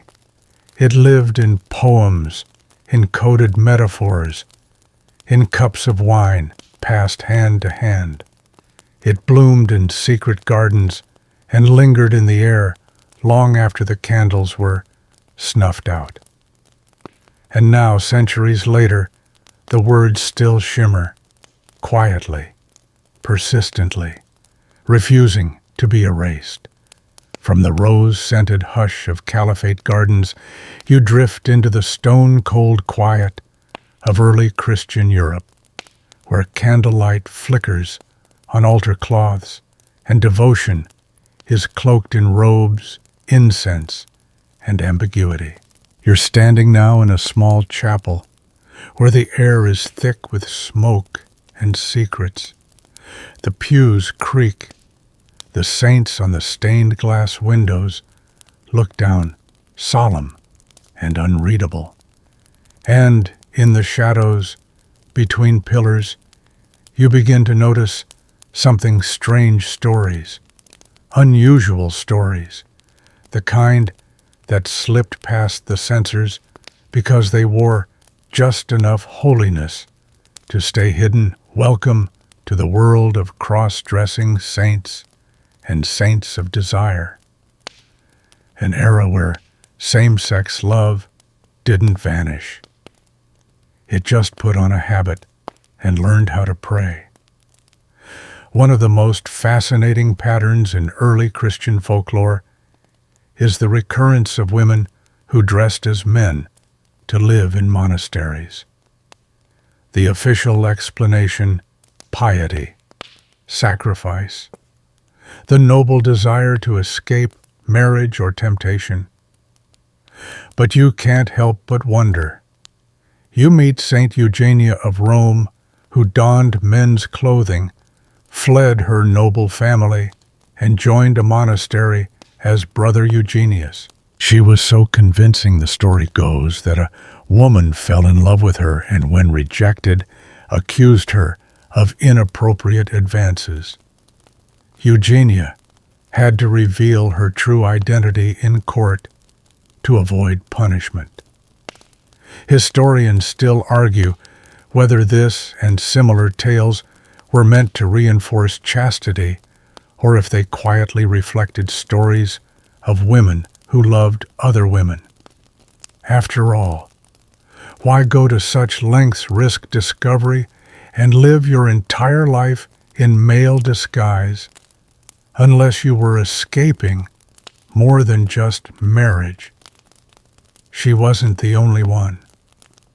Saint Theodora, Saint Marina, Saint Pelagia, saints whose stories involve cross-dressing, long periods of intimate life among other men, and reactions ranging from confusion to reverence. You imagine them slipping quietly through monastery corridors, praying by candlelight, maybe falling asleep next to a fellow monk, hearts thudding with a kind of devotion not easily explained. Then there are the male saints whose relationships with each other were intense. Take Saints Sergius and Bacchus, Roman soldiers and Christian martyrs. Early accounts describe them as lovers, Pederasty in the Greek. They were arrested, tortured, and executed together. And some liturgical traditions even included a rite known as adelphopoiesis, literally brother-making, used to unite two men in spiritual partnership. Some scholars say this was a religious friendship, nothing more. Others point to the ritual's uncanny similarities to marriage ceremonies, sharing of vows, prayers for unity, and even the joining of right hands over the gospel. The line between spiritual and romantic devotion becomes softly blurred. You kneel now beside a crumbling, illuminated manuscript. The margin is filled with flowers, vines, and, strangely, two monks holding hands. One wears a halo, the other a shy smile. Was it just decoration, or a confession hidden in gold leaf? Here's a quirky tidbit. Some monastic letters between male clerics are so emotionally intense they've been mistaken for modern love letters. Phrases like, "I long for your embrace more than for the comforts of heaven," or "My soul clings to yours like a lover in winter," raise questions even today. Of course, Christianity didn't officially allow same-sex love, but it had loopholes, lots of them. Celibacy created space. Two men could live together for life without scandal if neither married. Spiritual friendship was idealized. Emotional intimacy, if dressed in enough theological language, was praised, not punished. You walk through cloisters now, past stone arches and weathered frescoes. In one alcove, two monks are buried side by side. Their shared grave marker reads simply, "They served, they prayed, they were never parted." You imagine them watching storms roll over the hills, tending bees together, arguing gently about psalms. Maybe nothing ever happened. Maybe everything did. But eventually, the church tightened its robes. By the 12th century, canon law began to directly forbid sodomy and same-sex acts influenced by secular rulers and increasingly rigid theology. The quiet tolerance that once let certain kinds of love breathe was replaced with vigilance. Confession manuals included lurid lists of sins against nature, and punishments became severe. Still, some kept writing, some kept loving, and some found ways to slip their devotion between the cracks of doctrine and parchment. You sit now in the back of a cathedral as evening falls. The candles sputter. The air smells like cold stone and beeswax. Somewhere behind the altar, a novice sings a hymn, clear and unadorned. You don't know who he's singing to. A saint, a savior, or someone whose name never made it into the book, but you feel the ache in it, the kind of love that dares to wear robes, hide behind Latin, and still find its way into the margins of history. You rise slowly from the stone pew and follow the winding passageways of history into places even quieter, even more shadowed. This is the world behind the abbey walls, beneath the cloisters, and buried in the pages of books that monks never meant anyone to read too closely. You're in the heart of the medieval manuscript, and if you listen closely, you'll hear something more than just scripture. This time you're not in the great cities or seats of empire. You're in a library, dusty, candlelit, filled with the rustling sound of vellum pages, turned by hands that have copied the same prayers 100 times. These books are heavy with doctrine, but in the margins, that's where things get interesting. You lean closer, and there, next to a Latin hymn, you see it a tiny doodle. Two monks clasping hands, leaning toward one another, robes draping like petals. They're not just characters. They're people drawn in a moment of impulse or tenderness, or maybe something they couldn't say aloud. Welcome to the hidden world of monastic desire, where love letters and longing glances are buried in books carved in wood or woven into whispered prayers. Monasteries, especially during the Middle Ages, were male-only spaces filled with intense emotional intimacy. Brothers worked, ate, prayed, and often slept in the same buildings for decades. Over time, bonds formed, bonds so close they blurred the line between spiritual fellowship and romantic devotion. Historians still argue whether these relationships were sexual or whether they represented a kind of celibate but deeply passionate friendship. But some of the surviving correspondence suggests more. You find a letter from one monk to another. When you are gone from me, it is as if my soul has left my body. The Psalms, taste of ash. Come back to me and let us read the Song of Songs together. The Song of Songs. Now there's a choice. That particular biblical book is all about sensual love.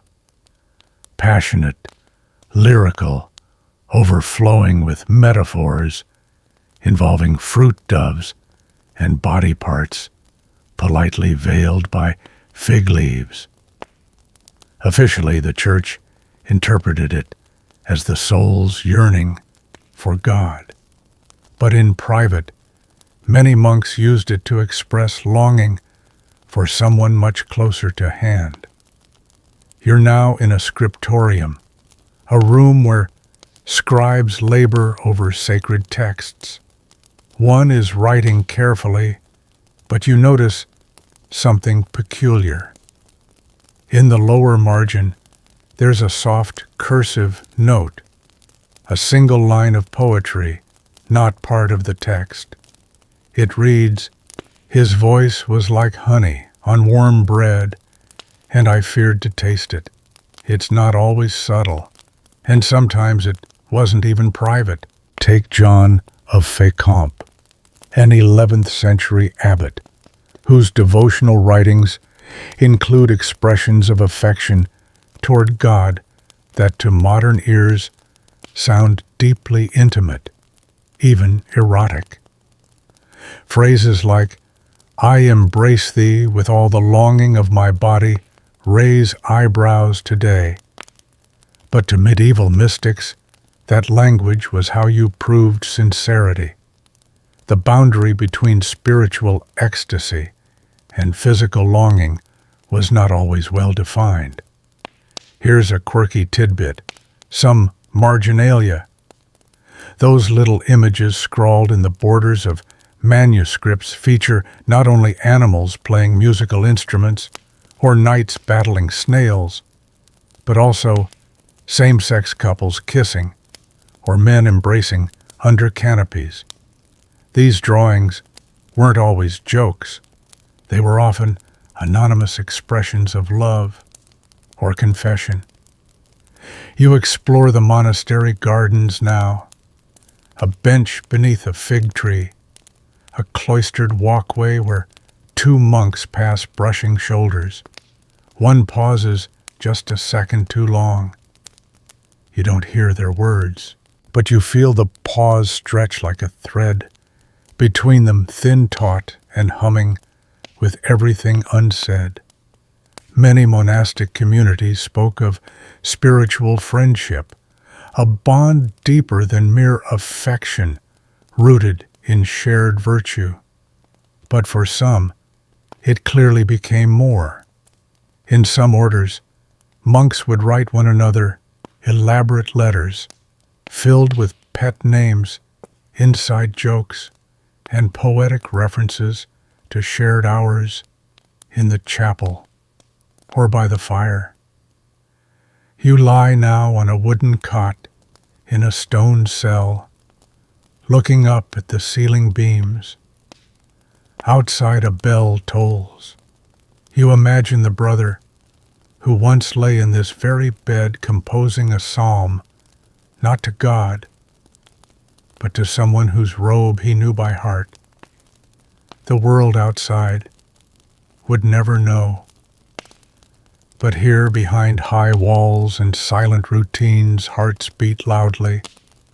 Some monks carried that love with them their whole lives, quietly, painfully, loyally.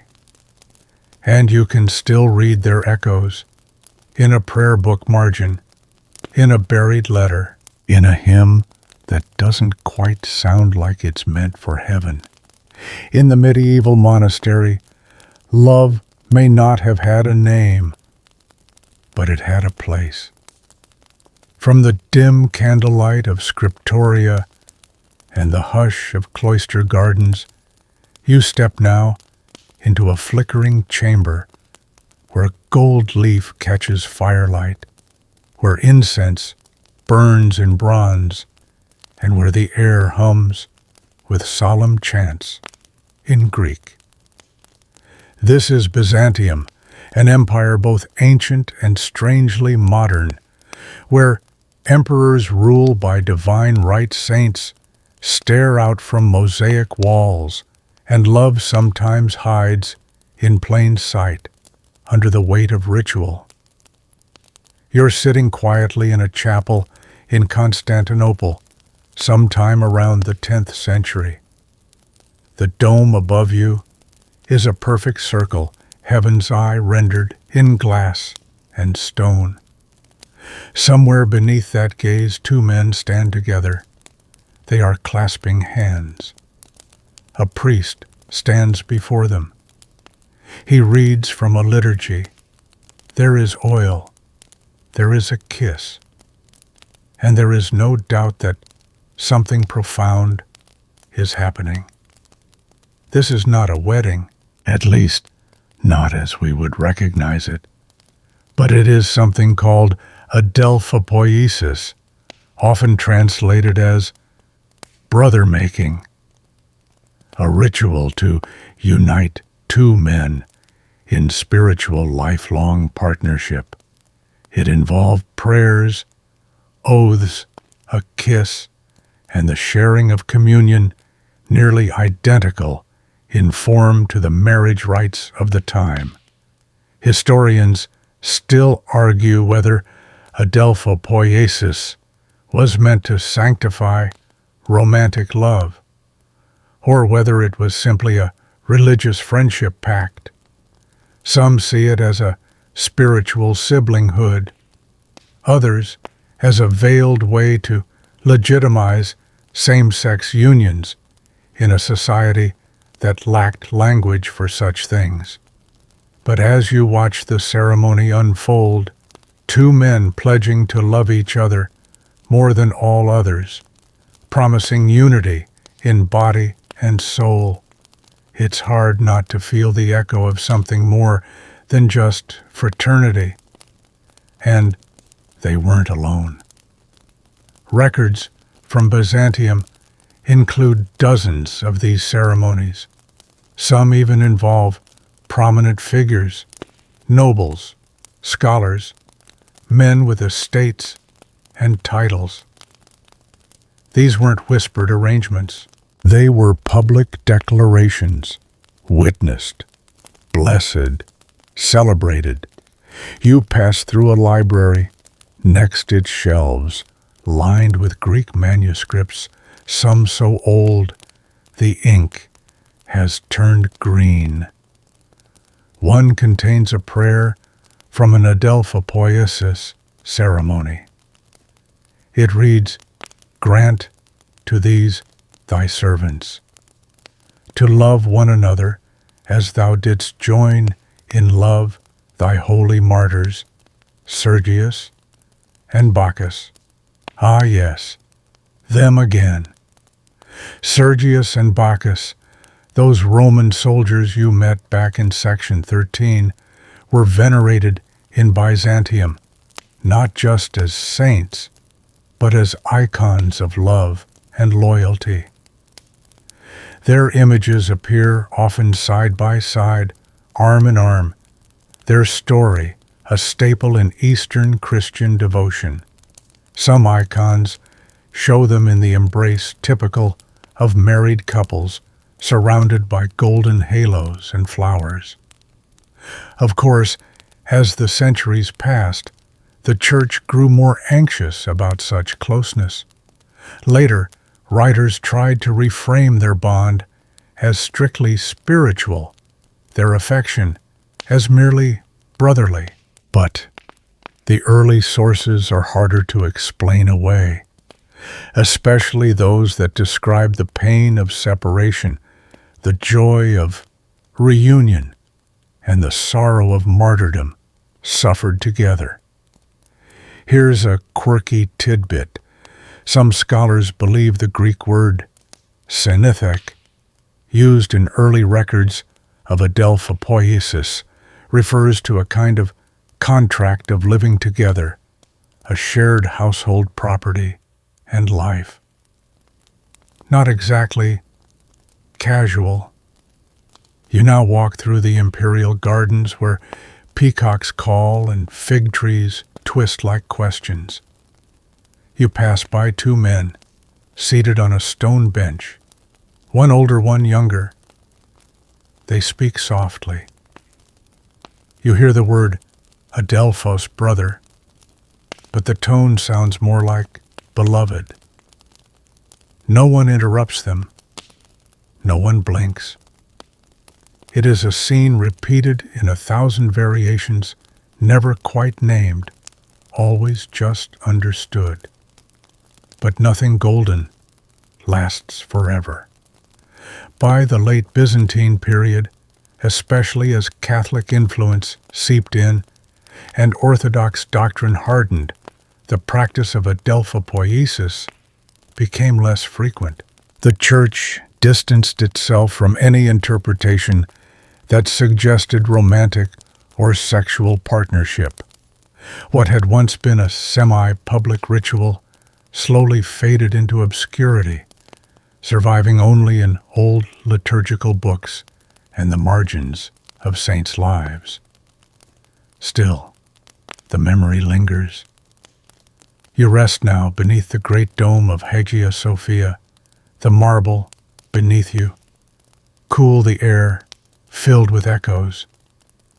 You think of the men who once stood here, hand in hand, oil on their foreheads, promises on their lips. You think of love that adapted, that found a way, not through revolution, but through ritual, through faith, through the delicate threading of desire into the fabric of what was allowed. In Byzantium, love sometimes wore vestments, and even when the world stopped blessing it, the vows remained. You emerge from the incense-laden echoes of Byzantium into the bright clang of armor and the rustle of parchment. This is medieval Europe, the age of knight chivalry and deeply dramatic feelings scrawled into verse. A world where love is duty, longing is virtue, and it is perfectly acceptable to write 30 lines of poetry about how good your friend looks in chainmail. The year is somewhere between the 12th and 14th centuries. You're standing in a great hall, all timber beams and hearth smoke, where troubadours strum lutes and recite poems about damsels in towers and sometimes about each other, because courtly love didn't always follow the straight and narrow. You notice two young knights sitting close the way soldiers do when they've survived something together.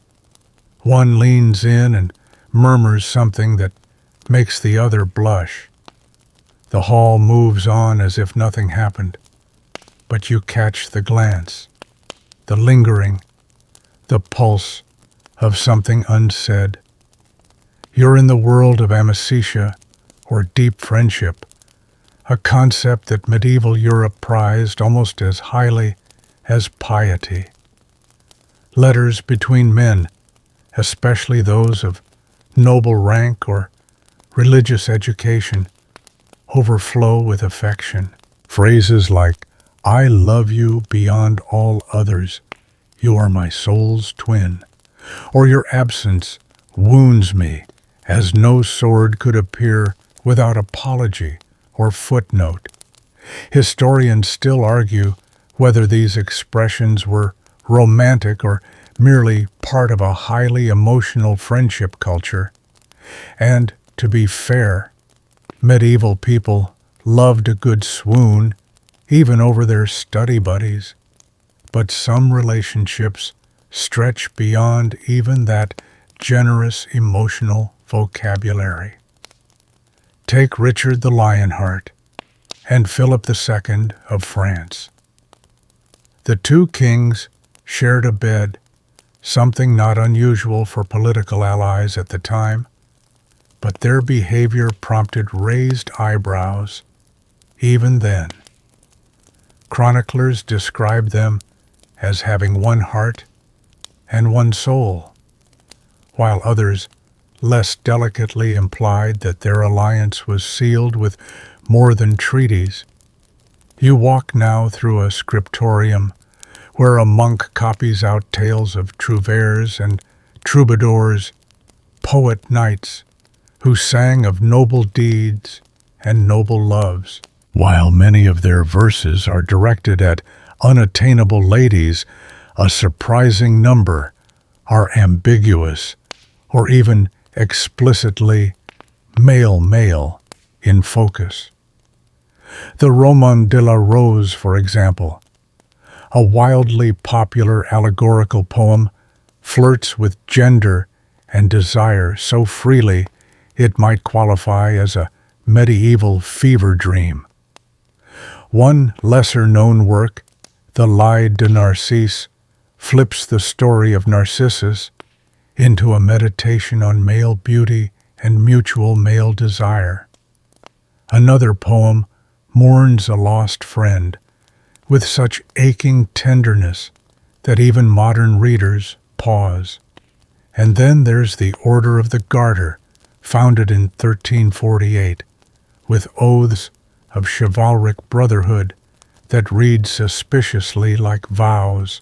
Members swore loyalty, protection, secrecy, and frequently addressed each other in the most lavish prose imaginable. Here's a quirky tidbit: some knights would exchange tokens, gloves, locks of hair, or embroidered handkerchiefs, and carry them into battle not from ladies, but from other men. These weren't always tokens of romance, but they were often tokens of devotion, and sometimes the line blurred so gracefully that no one bothered to clarify.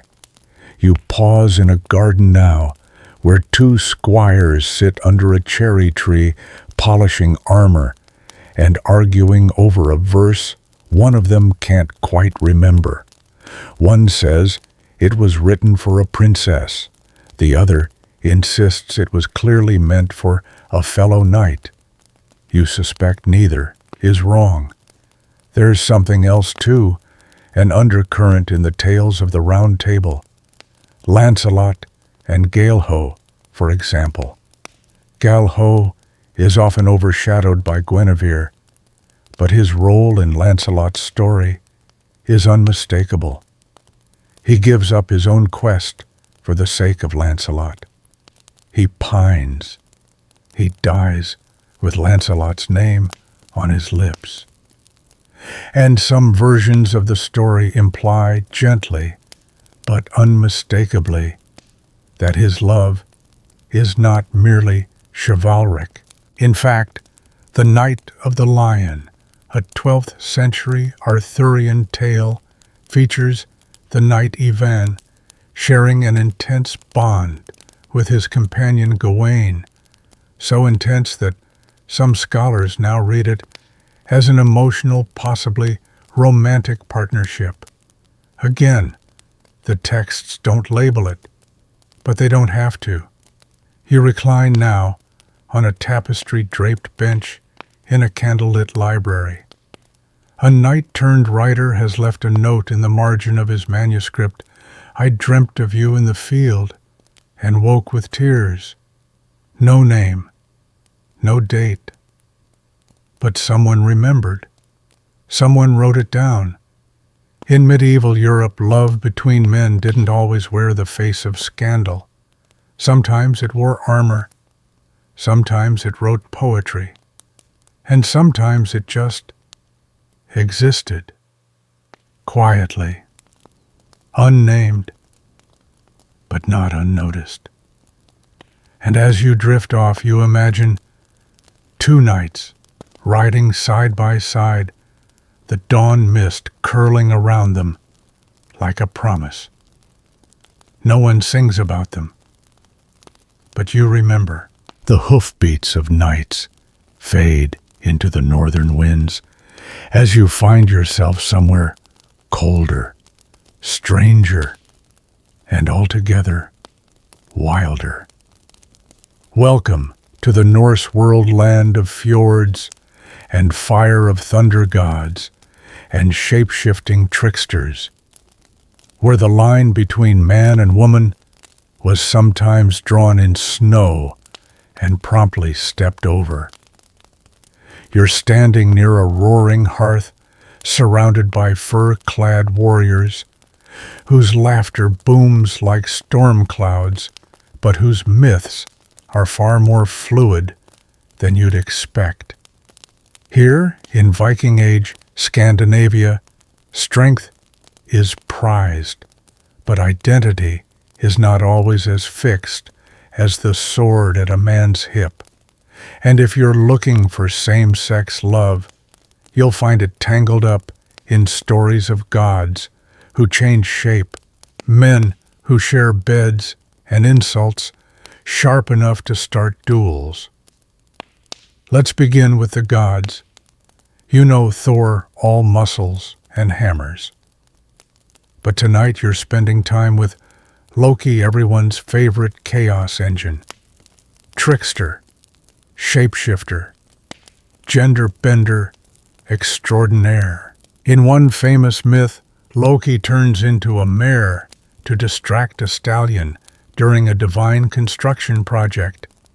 Not only does he succeed, he gets pregnant and gives birth to an 8-legged horse named Sleipnir. Historians still argue whether this story is comedic symbolic or just Viking humor gone off the rails. But the point remains, Loki isn't bound by gender, or rules, or modesty. Later myths feature him taking female forms again, sometimes for disguise, sometimes for delight. And no one, not even Odin, seems particularly scandalized. You wander through a longhouse now past warriors, drinking mead and sharing tales. You overhear snippets of flighting ritual insult duels, where men attack each other's masculinity with lyrical flair. One of the worst insults, accusing another man of being a seed man, a practitioner of cedar, a kind of magic associated with women. It wasn't the magic that bothered them, it was the idea of a man stepping into a woman's role. But here's the twist. Odin himself practiced Seder. The All-Father, one-eyed and all-seeing, defied gender norms regularly. Some sagas even suggest that this practice was viewed as shameful and powerful. Like wielding fire, you might get burned, but it meant you were close to something sacred. And what of mortal men? Norse sagas don't often describe same-sex relationships with modern clarity, but clues remain. In Njal's saga, one of the most famous Icelandic tales, the character Flosi is accused indirectly of being in an intimate relationship with another man. The insult sparks a chain of violent events. But the anger isn't about morality. It's about honor. The fear wasn't love between men. It was being cast as passive, submissive, mocked. Norse culture had rigid ideas about masculinity, but also a surprisingly nuanced understanding of identity. The line between man and woman wasn't just about biology.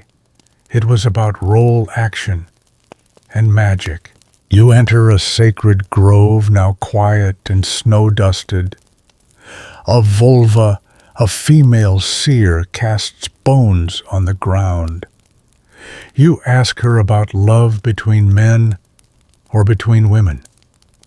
She doesn't flinch. She smiles. There have always been those, she says, who follow the path beside the main road. In the mythology of the Norse queerness often comes wrapped in God stories and metaphor. But the acceptance of gender fluidity, particularly through shape-shifting dreams and magical practice, is undeniable. Here's a quirky tidbit. Viking warriors were sometimes buried in pairs. One grave in Sweden contained two men buried side by side, arms touching. Their weapons were identical, their jewelry mirrored. No wife, no children, just each other. Archaeologists can't say what their relationship was, but they chose to face the afterlife together. You lie now beneath a thatched roof, warm furs piled around you. The fire crackles softly. Outside, the wind sings through the pines like a forgotten lullaby. You imagine Loki's laugh, Sleipnir's hooves, Odin stirring a cauldron of fate. And you remember this in Norse legend. To love differently was not necessarily forbidden. It was dangerous, sacred, often strange, but it was not erased. In this world, love could wear many faces, and sometimes it had 8 legs. You wake now beneath a sky heavy with smoke and ritual, in a world where jaguars dance in the temples and warriors carry obsidian blades. You are in the Aztec Empire, or more precisely, Tenochtitlan, the dazzling heart of it all, where pyramids rise like mountains from the lake bed, and the air smells of maize, blood, and burning copal. The city pulses with life. Merchants shout over piles of cocoa beans. Children splash in canals, and high atop a temple, priests prepare offerings to the gods of sun and war. But if you listen closely, not to the drums or the cries of sacrifice, but to the quieter corners, you'll hear the murmur of something less often told. The intimate bonds between men coded into the rhythms of a warrior society that understood devotion not only in battle, but sometimes in love. You're following now a group of Quapipiltine elite eagle warriors, resplendent in feathered cloaks and golden ornaments. Among them are pairs always together in training, in ritual, in combat. These relationships weren't just strategic, they were emotional, intimate, sometimes romantic. The Aztec military system, much like that of the Spartans or the sacred band of Thebes, relied on tight-knit pairs.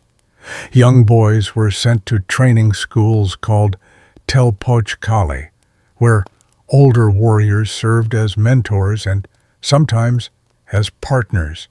The bonds were encouraged to be deep, protective, loyal, and in some sources, they were clearly sexual.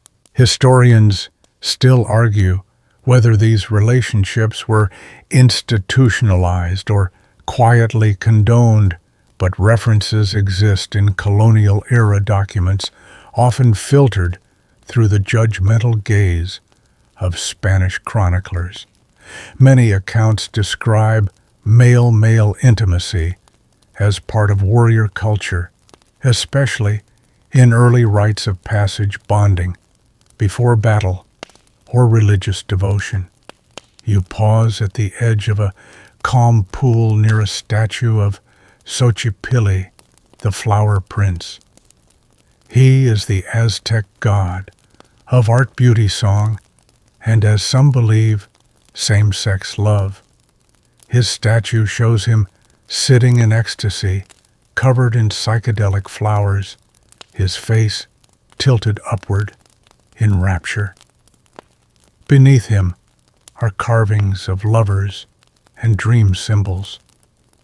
Some scholars interpret Xochipilli as a protector of queerness, a god who blesses beauty in all forms. Others dismiss this entirely, calling the associations metaphorical. But the imagery remains. The flowers don't lie. Here's a quirky tidbit. When the Spanish conquistadors arrived, they were shocked by the existence of male temple attendants who dressed in feminine clothing, served in spiritual roles, and sometimes engaged in same-sex relationships.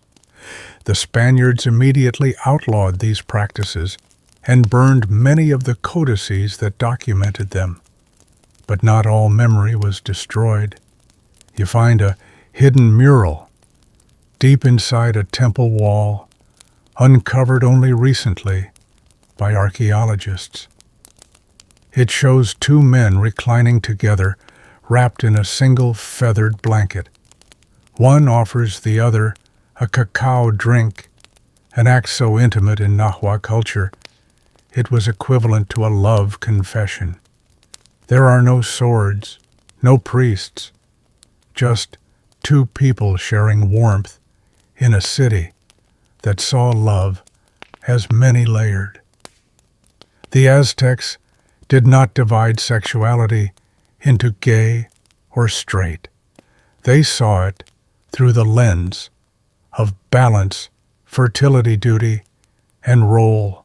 What mattered was not who you loved, but how you carried yourself, how your actions reflected the cosmic order. But then, the order changed. When the Spanish arrived, so did Christian morality. What had once been sacred became sinful. Same-sex relationships, once quietly woven into warrior culture and spiritual life, were condemned, punished, forgotten. Indigenous memory was overwritten with sermons and fire. Still, the stories survived in oral traditions, in old songs. In the careful way some elders say that two warriors once trained together and never chose wives. You sit now on the steps of a ruined pyramid, the sun sinking low behind a line of cypress trees. You can still hear the echoes of drumbeats, the laughter of boys running toward the training fields, the rustle of feathers as a hand gently touches another's shoulder. Love in the Aztec world was more than ritual or reproduction. It was honor, it was beauty, and sometimes it was shared between two warriors who would rather die than be separated. You sit for a long time in the shadow of the ruined pyramid, watching the last light of the sun pull itself across the old stones. But now the sky dims further, not just from nightfall, but from something heavier, smoke, fear, and silence. You are no longer in an empire's center or temple's embrace. You are at the edge of the old world, in the early days of conquest, where memory itself is under siege. This is the age of colonial erasure.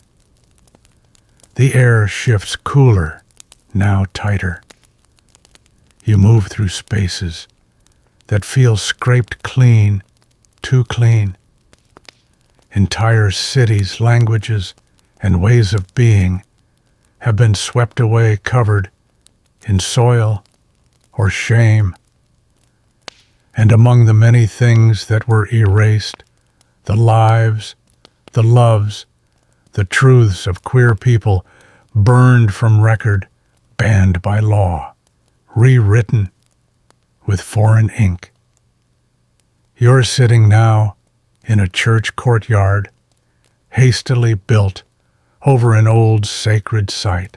The stone is recycled gods, chiseled into saints' myths, painted over with scripture. And just outside the walls, someone tells a story in a whisper. It's a tale of two boys who used to sleep in the same hammock. They fished together, farmed together, made a home together. When the priests arrived, they were told this was wrong. One fled, the other stayed. No one says what happened next. You walk through village after village, hearing these echoes. Stories spoken at half volume. A grandfather who never married but kept a carved token from his childhood friend. A woman who wore her brother's clothes and never answered to her baptismal name. A healer who lived alone in the forest and only opened his door to one particular visitor, always after sunset. Colonizers, missionaries, and empire builders imposed rigid binaries: man, woman, right, wrong, husband/wife. Anything in between was demonized. The fluid roles of Southeast Asia, the sacred gender identities of the Americas, the same-sex devotion of African tribes, the rituals of Polynesian cultures, all were labeled deviant, criminal, unnatural. But love doesn't vanish on command. It goes underground. It finds cracks in the walls. You're now in a Caribbean port town, a generation after the first conquests. Sailors pass furtively through alleys, their gazes flickering with something softer than commerce. A freedman leaves a flower on another man's doorstep, knowing he can't stay. A runaway slave in Brazil seeks shelter among indigenous people who still remember how things used to be before papers, before courts, before shame. In colonial New Spain, modern-day Mexico, the Inquisition conducted trials against men accused of sodomy. The records are detailed, cruel, but inside them are glimpses of resistance lovers who refused to name each other, who bore torture without confession. One man simply said, "He is the only one who saw me." Historians still argue whether this was romantic or protective, but the heart recognizes itself.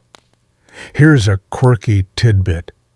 In Peru, a 17th century anonymous painting depicts two men dancing together at a village festival. They are dressed identically, masked, one with a hand pressed to the other's back. For centuries, the painting was assumed to be a joke or parody. Now some see it as a coded testimony painted truth hidden in plain sight. You walk now along a coast in West Africa, where European traders once built forts and brought laws that criminalized old customs. Among the Yoruba, some still remember pre-colonial stories of male priest couples who served the Orisha together. Among the Igbo elderly women, recall aunties who lived together, farmed together, and kept each other's secrets.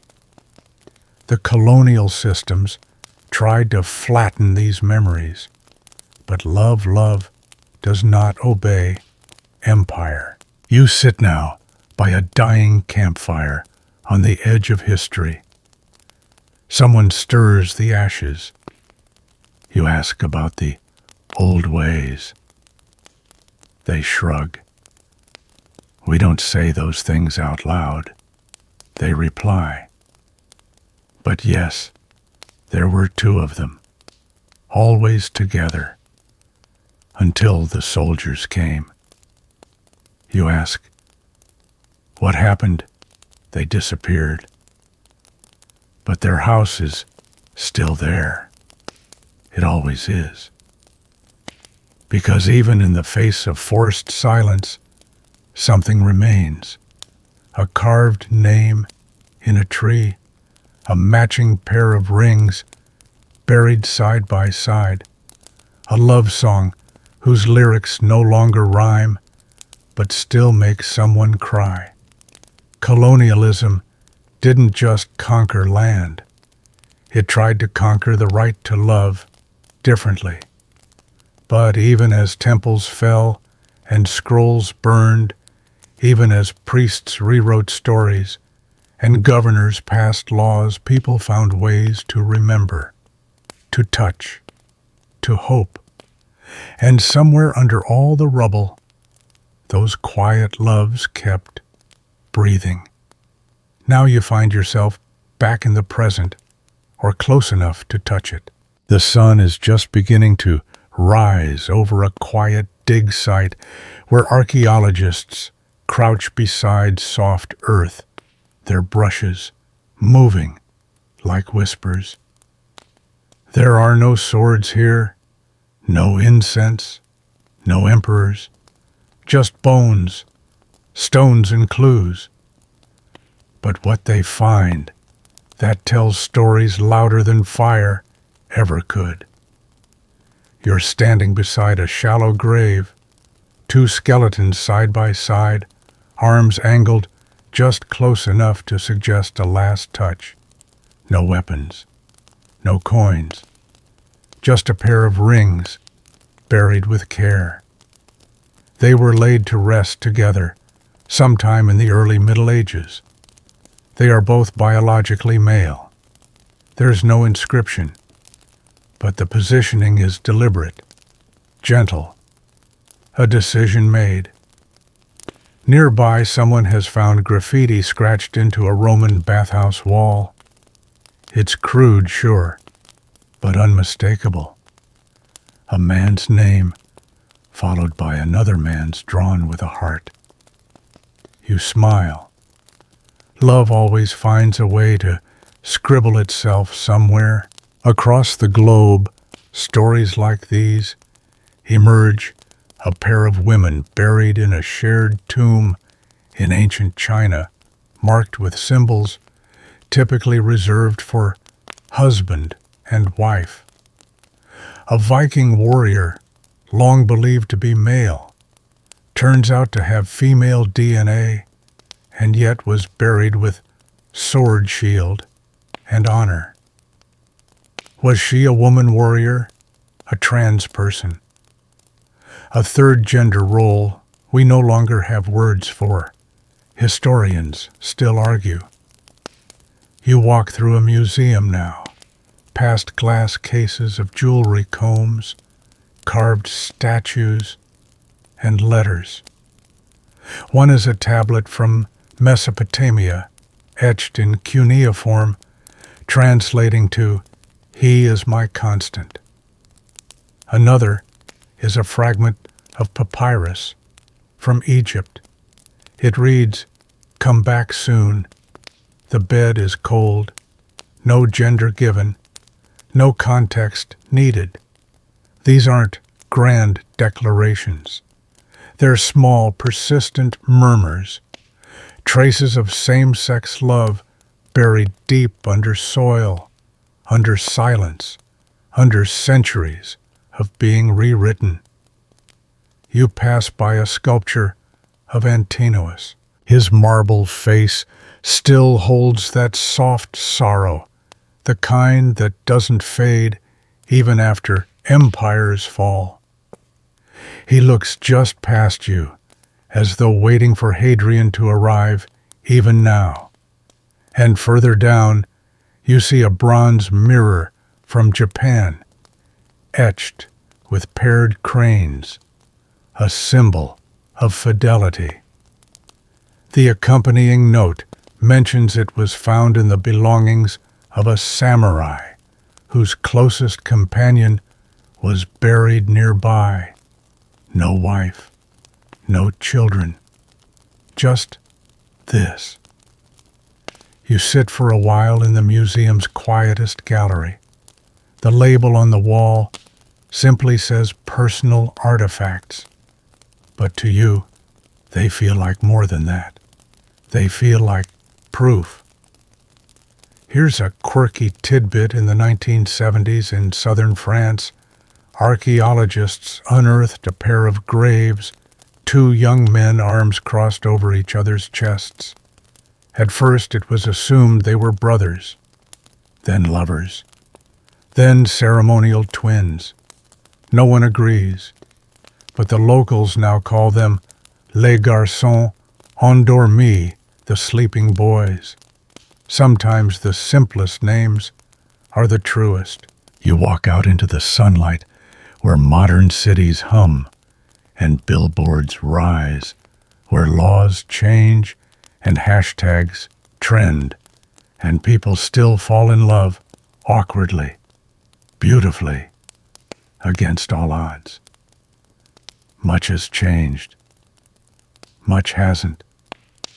Because the love you've explored across this long, slow journey, the glances exchanged in temples, the poems carved in stone, the fingers brushed in passing still exists. It pulses in the quiet corners of every culture. It waits, buried like treasure, not hidden, just waiting for someone to listen. You look up, imagining all those who came before, monks and pharaohs, warriors and poets, shape-shifting gods and flower-draped spirits. You think of how many of them were told not to speak, how many loved quietly, how many dared to write something down anyway, and you realize they weren't erased. They were only sleeping, like the lovers in the grave, like the names on the walls, like a song paused, not ended. So now, as we reach the end of this long walk through history, your body starts to soften. Your shoulders ease. Your breath comes slower, deeper, like old silk unfolding. All around you, the ancient voices begin to settle. The Sumerian poets, the Greek philosophers, the Buddhist monks, and Aztec warriors. They step back into the quiet earth, their stories leaving only gentle footprints behind your eyelids.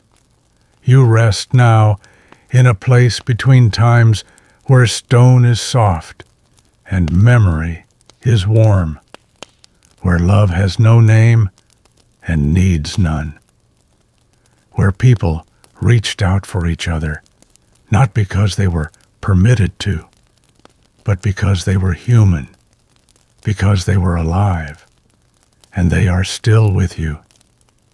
Every shared blanket, every folded letter, every broken rule written in candlelight. It's all still here, all still glowing, dim but steady. The heartbeat of history is not the battle, it's not the crown, it's the small hand taken in secret, the quiet breath in someone else's ear, the promise, remember me. And you do, let your body sink now, let the names blend into mist. You've carried their stories long enough for one night.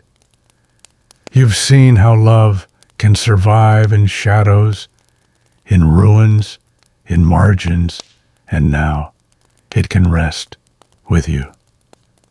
The room grows quiet. The world slows down. Let the last thing you hear be the softest truth.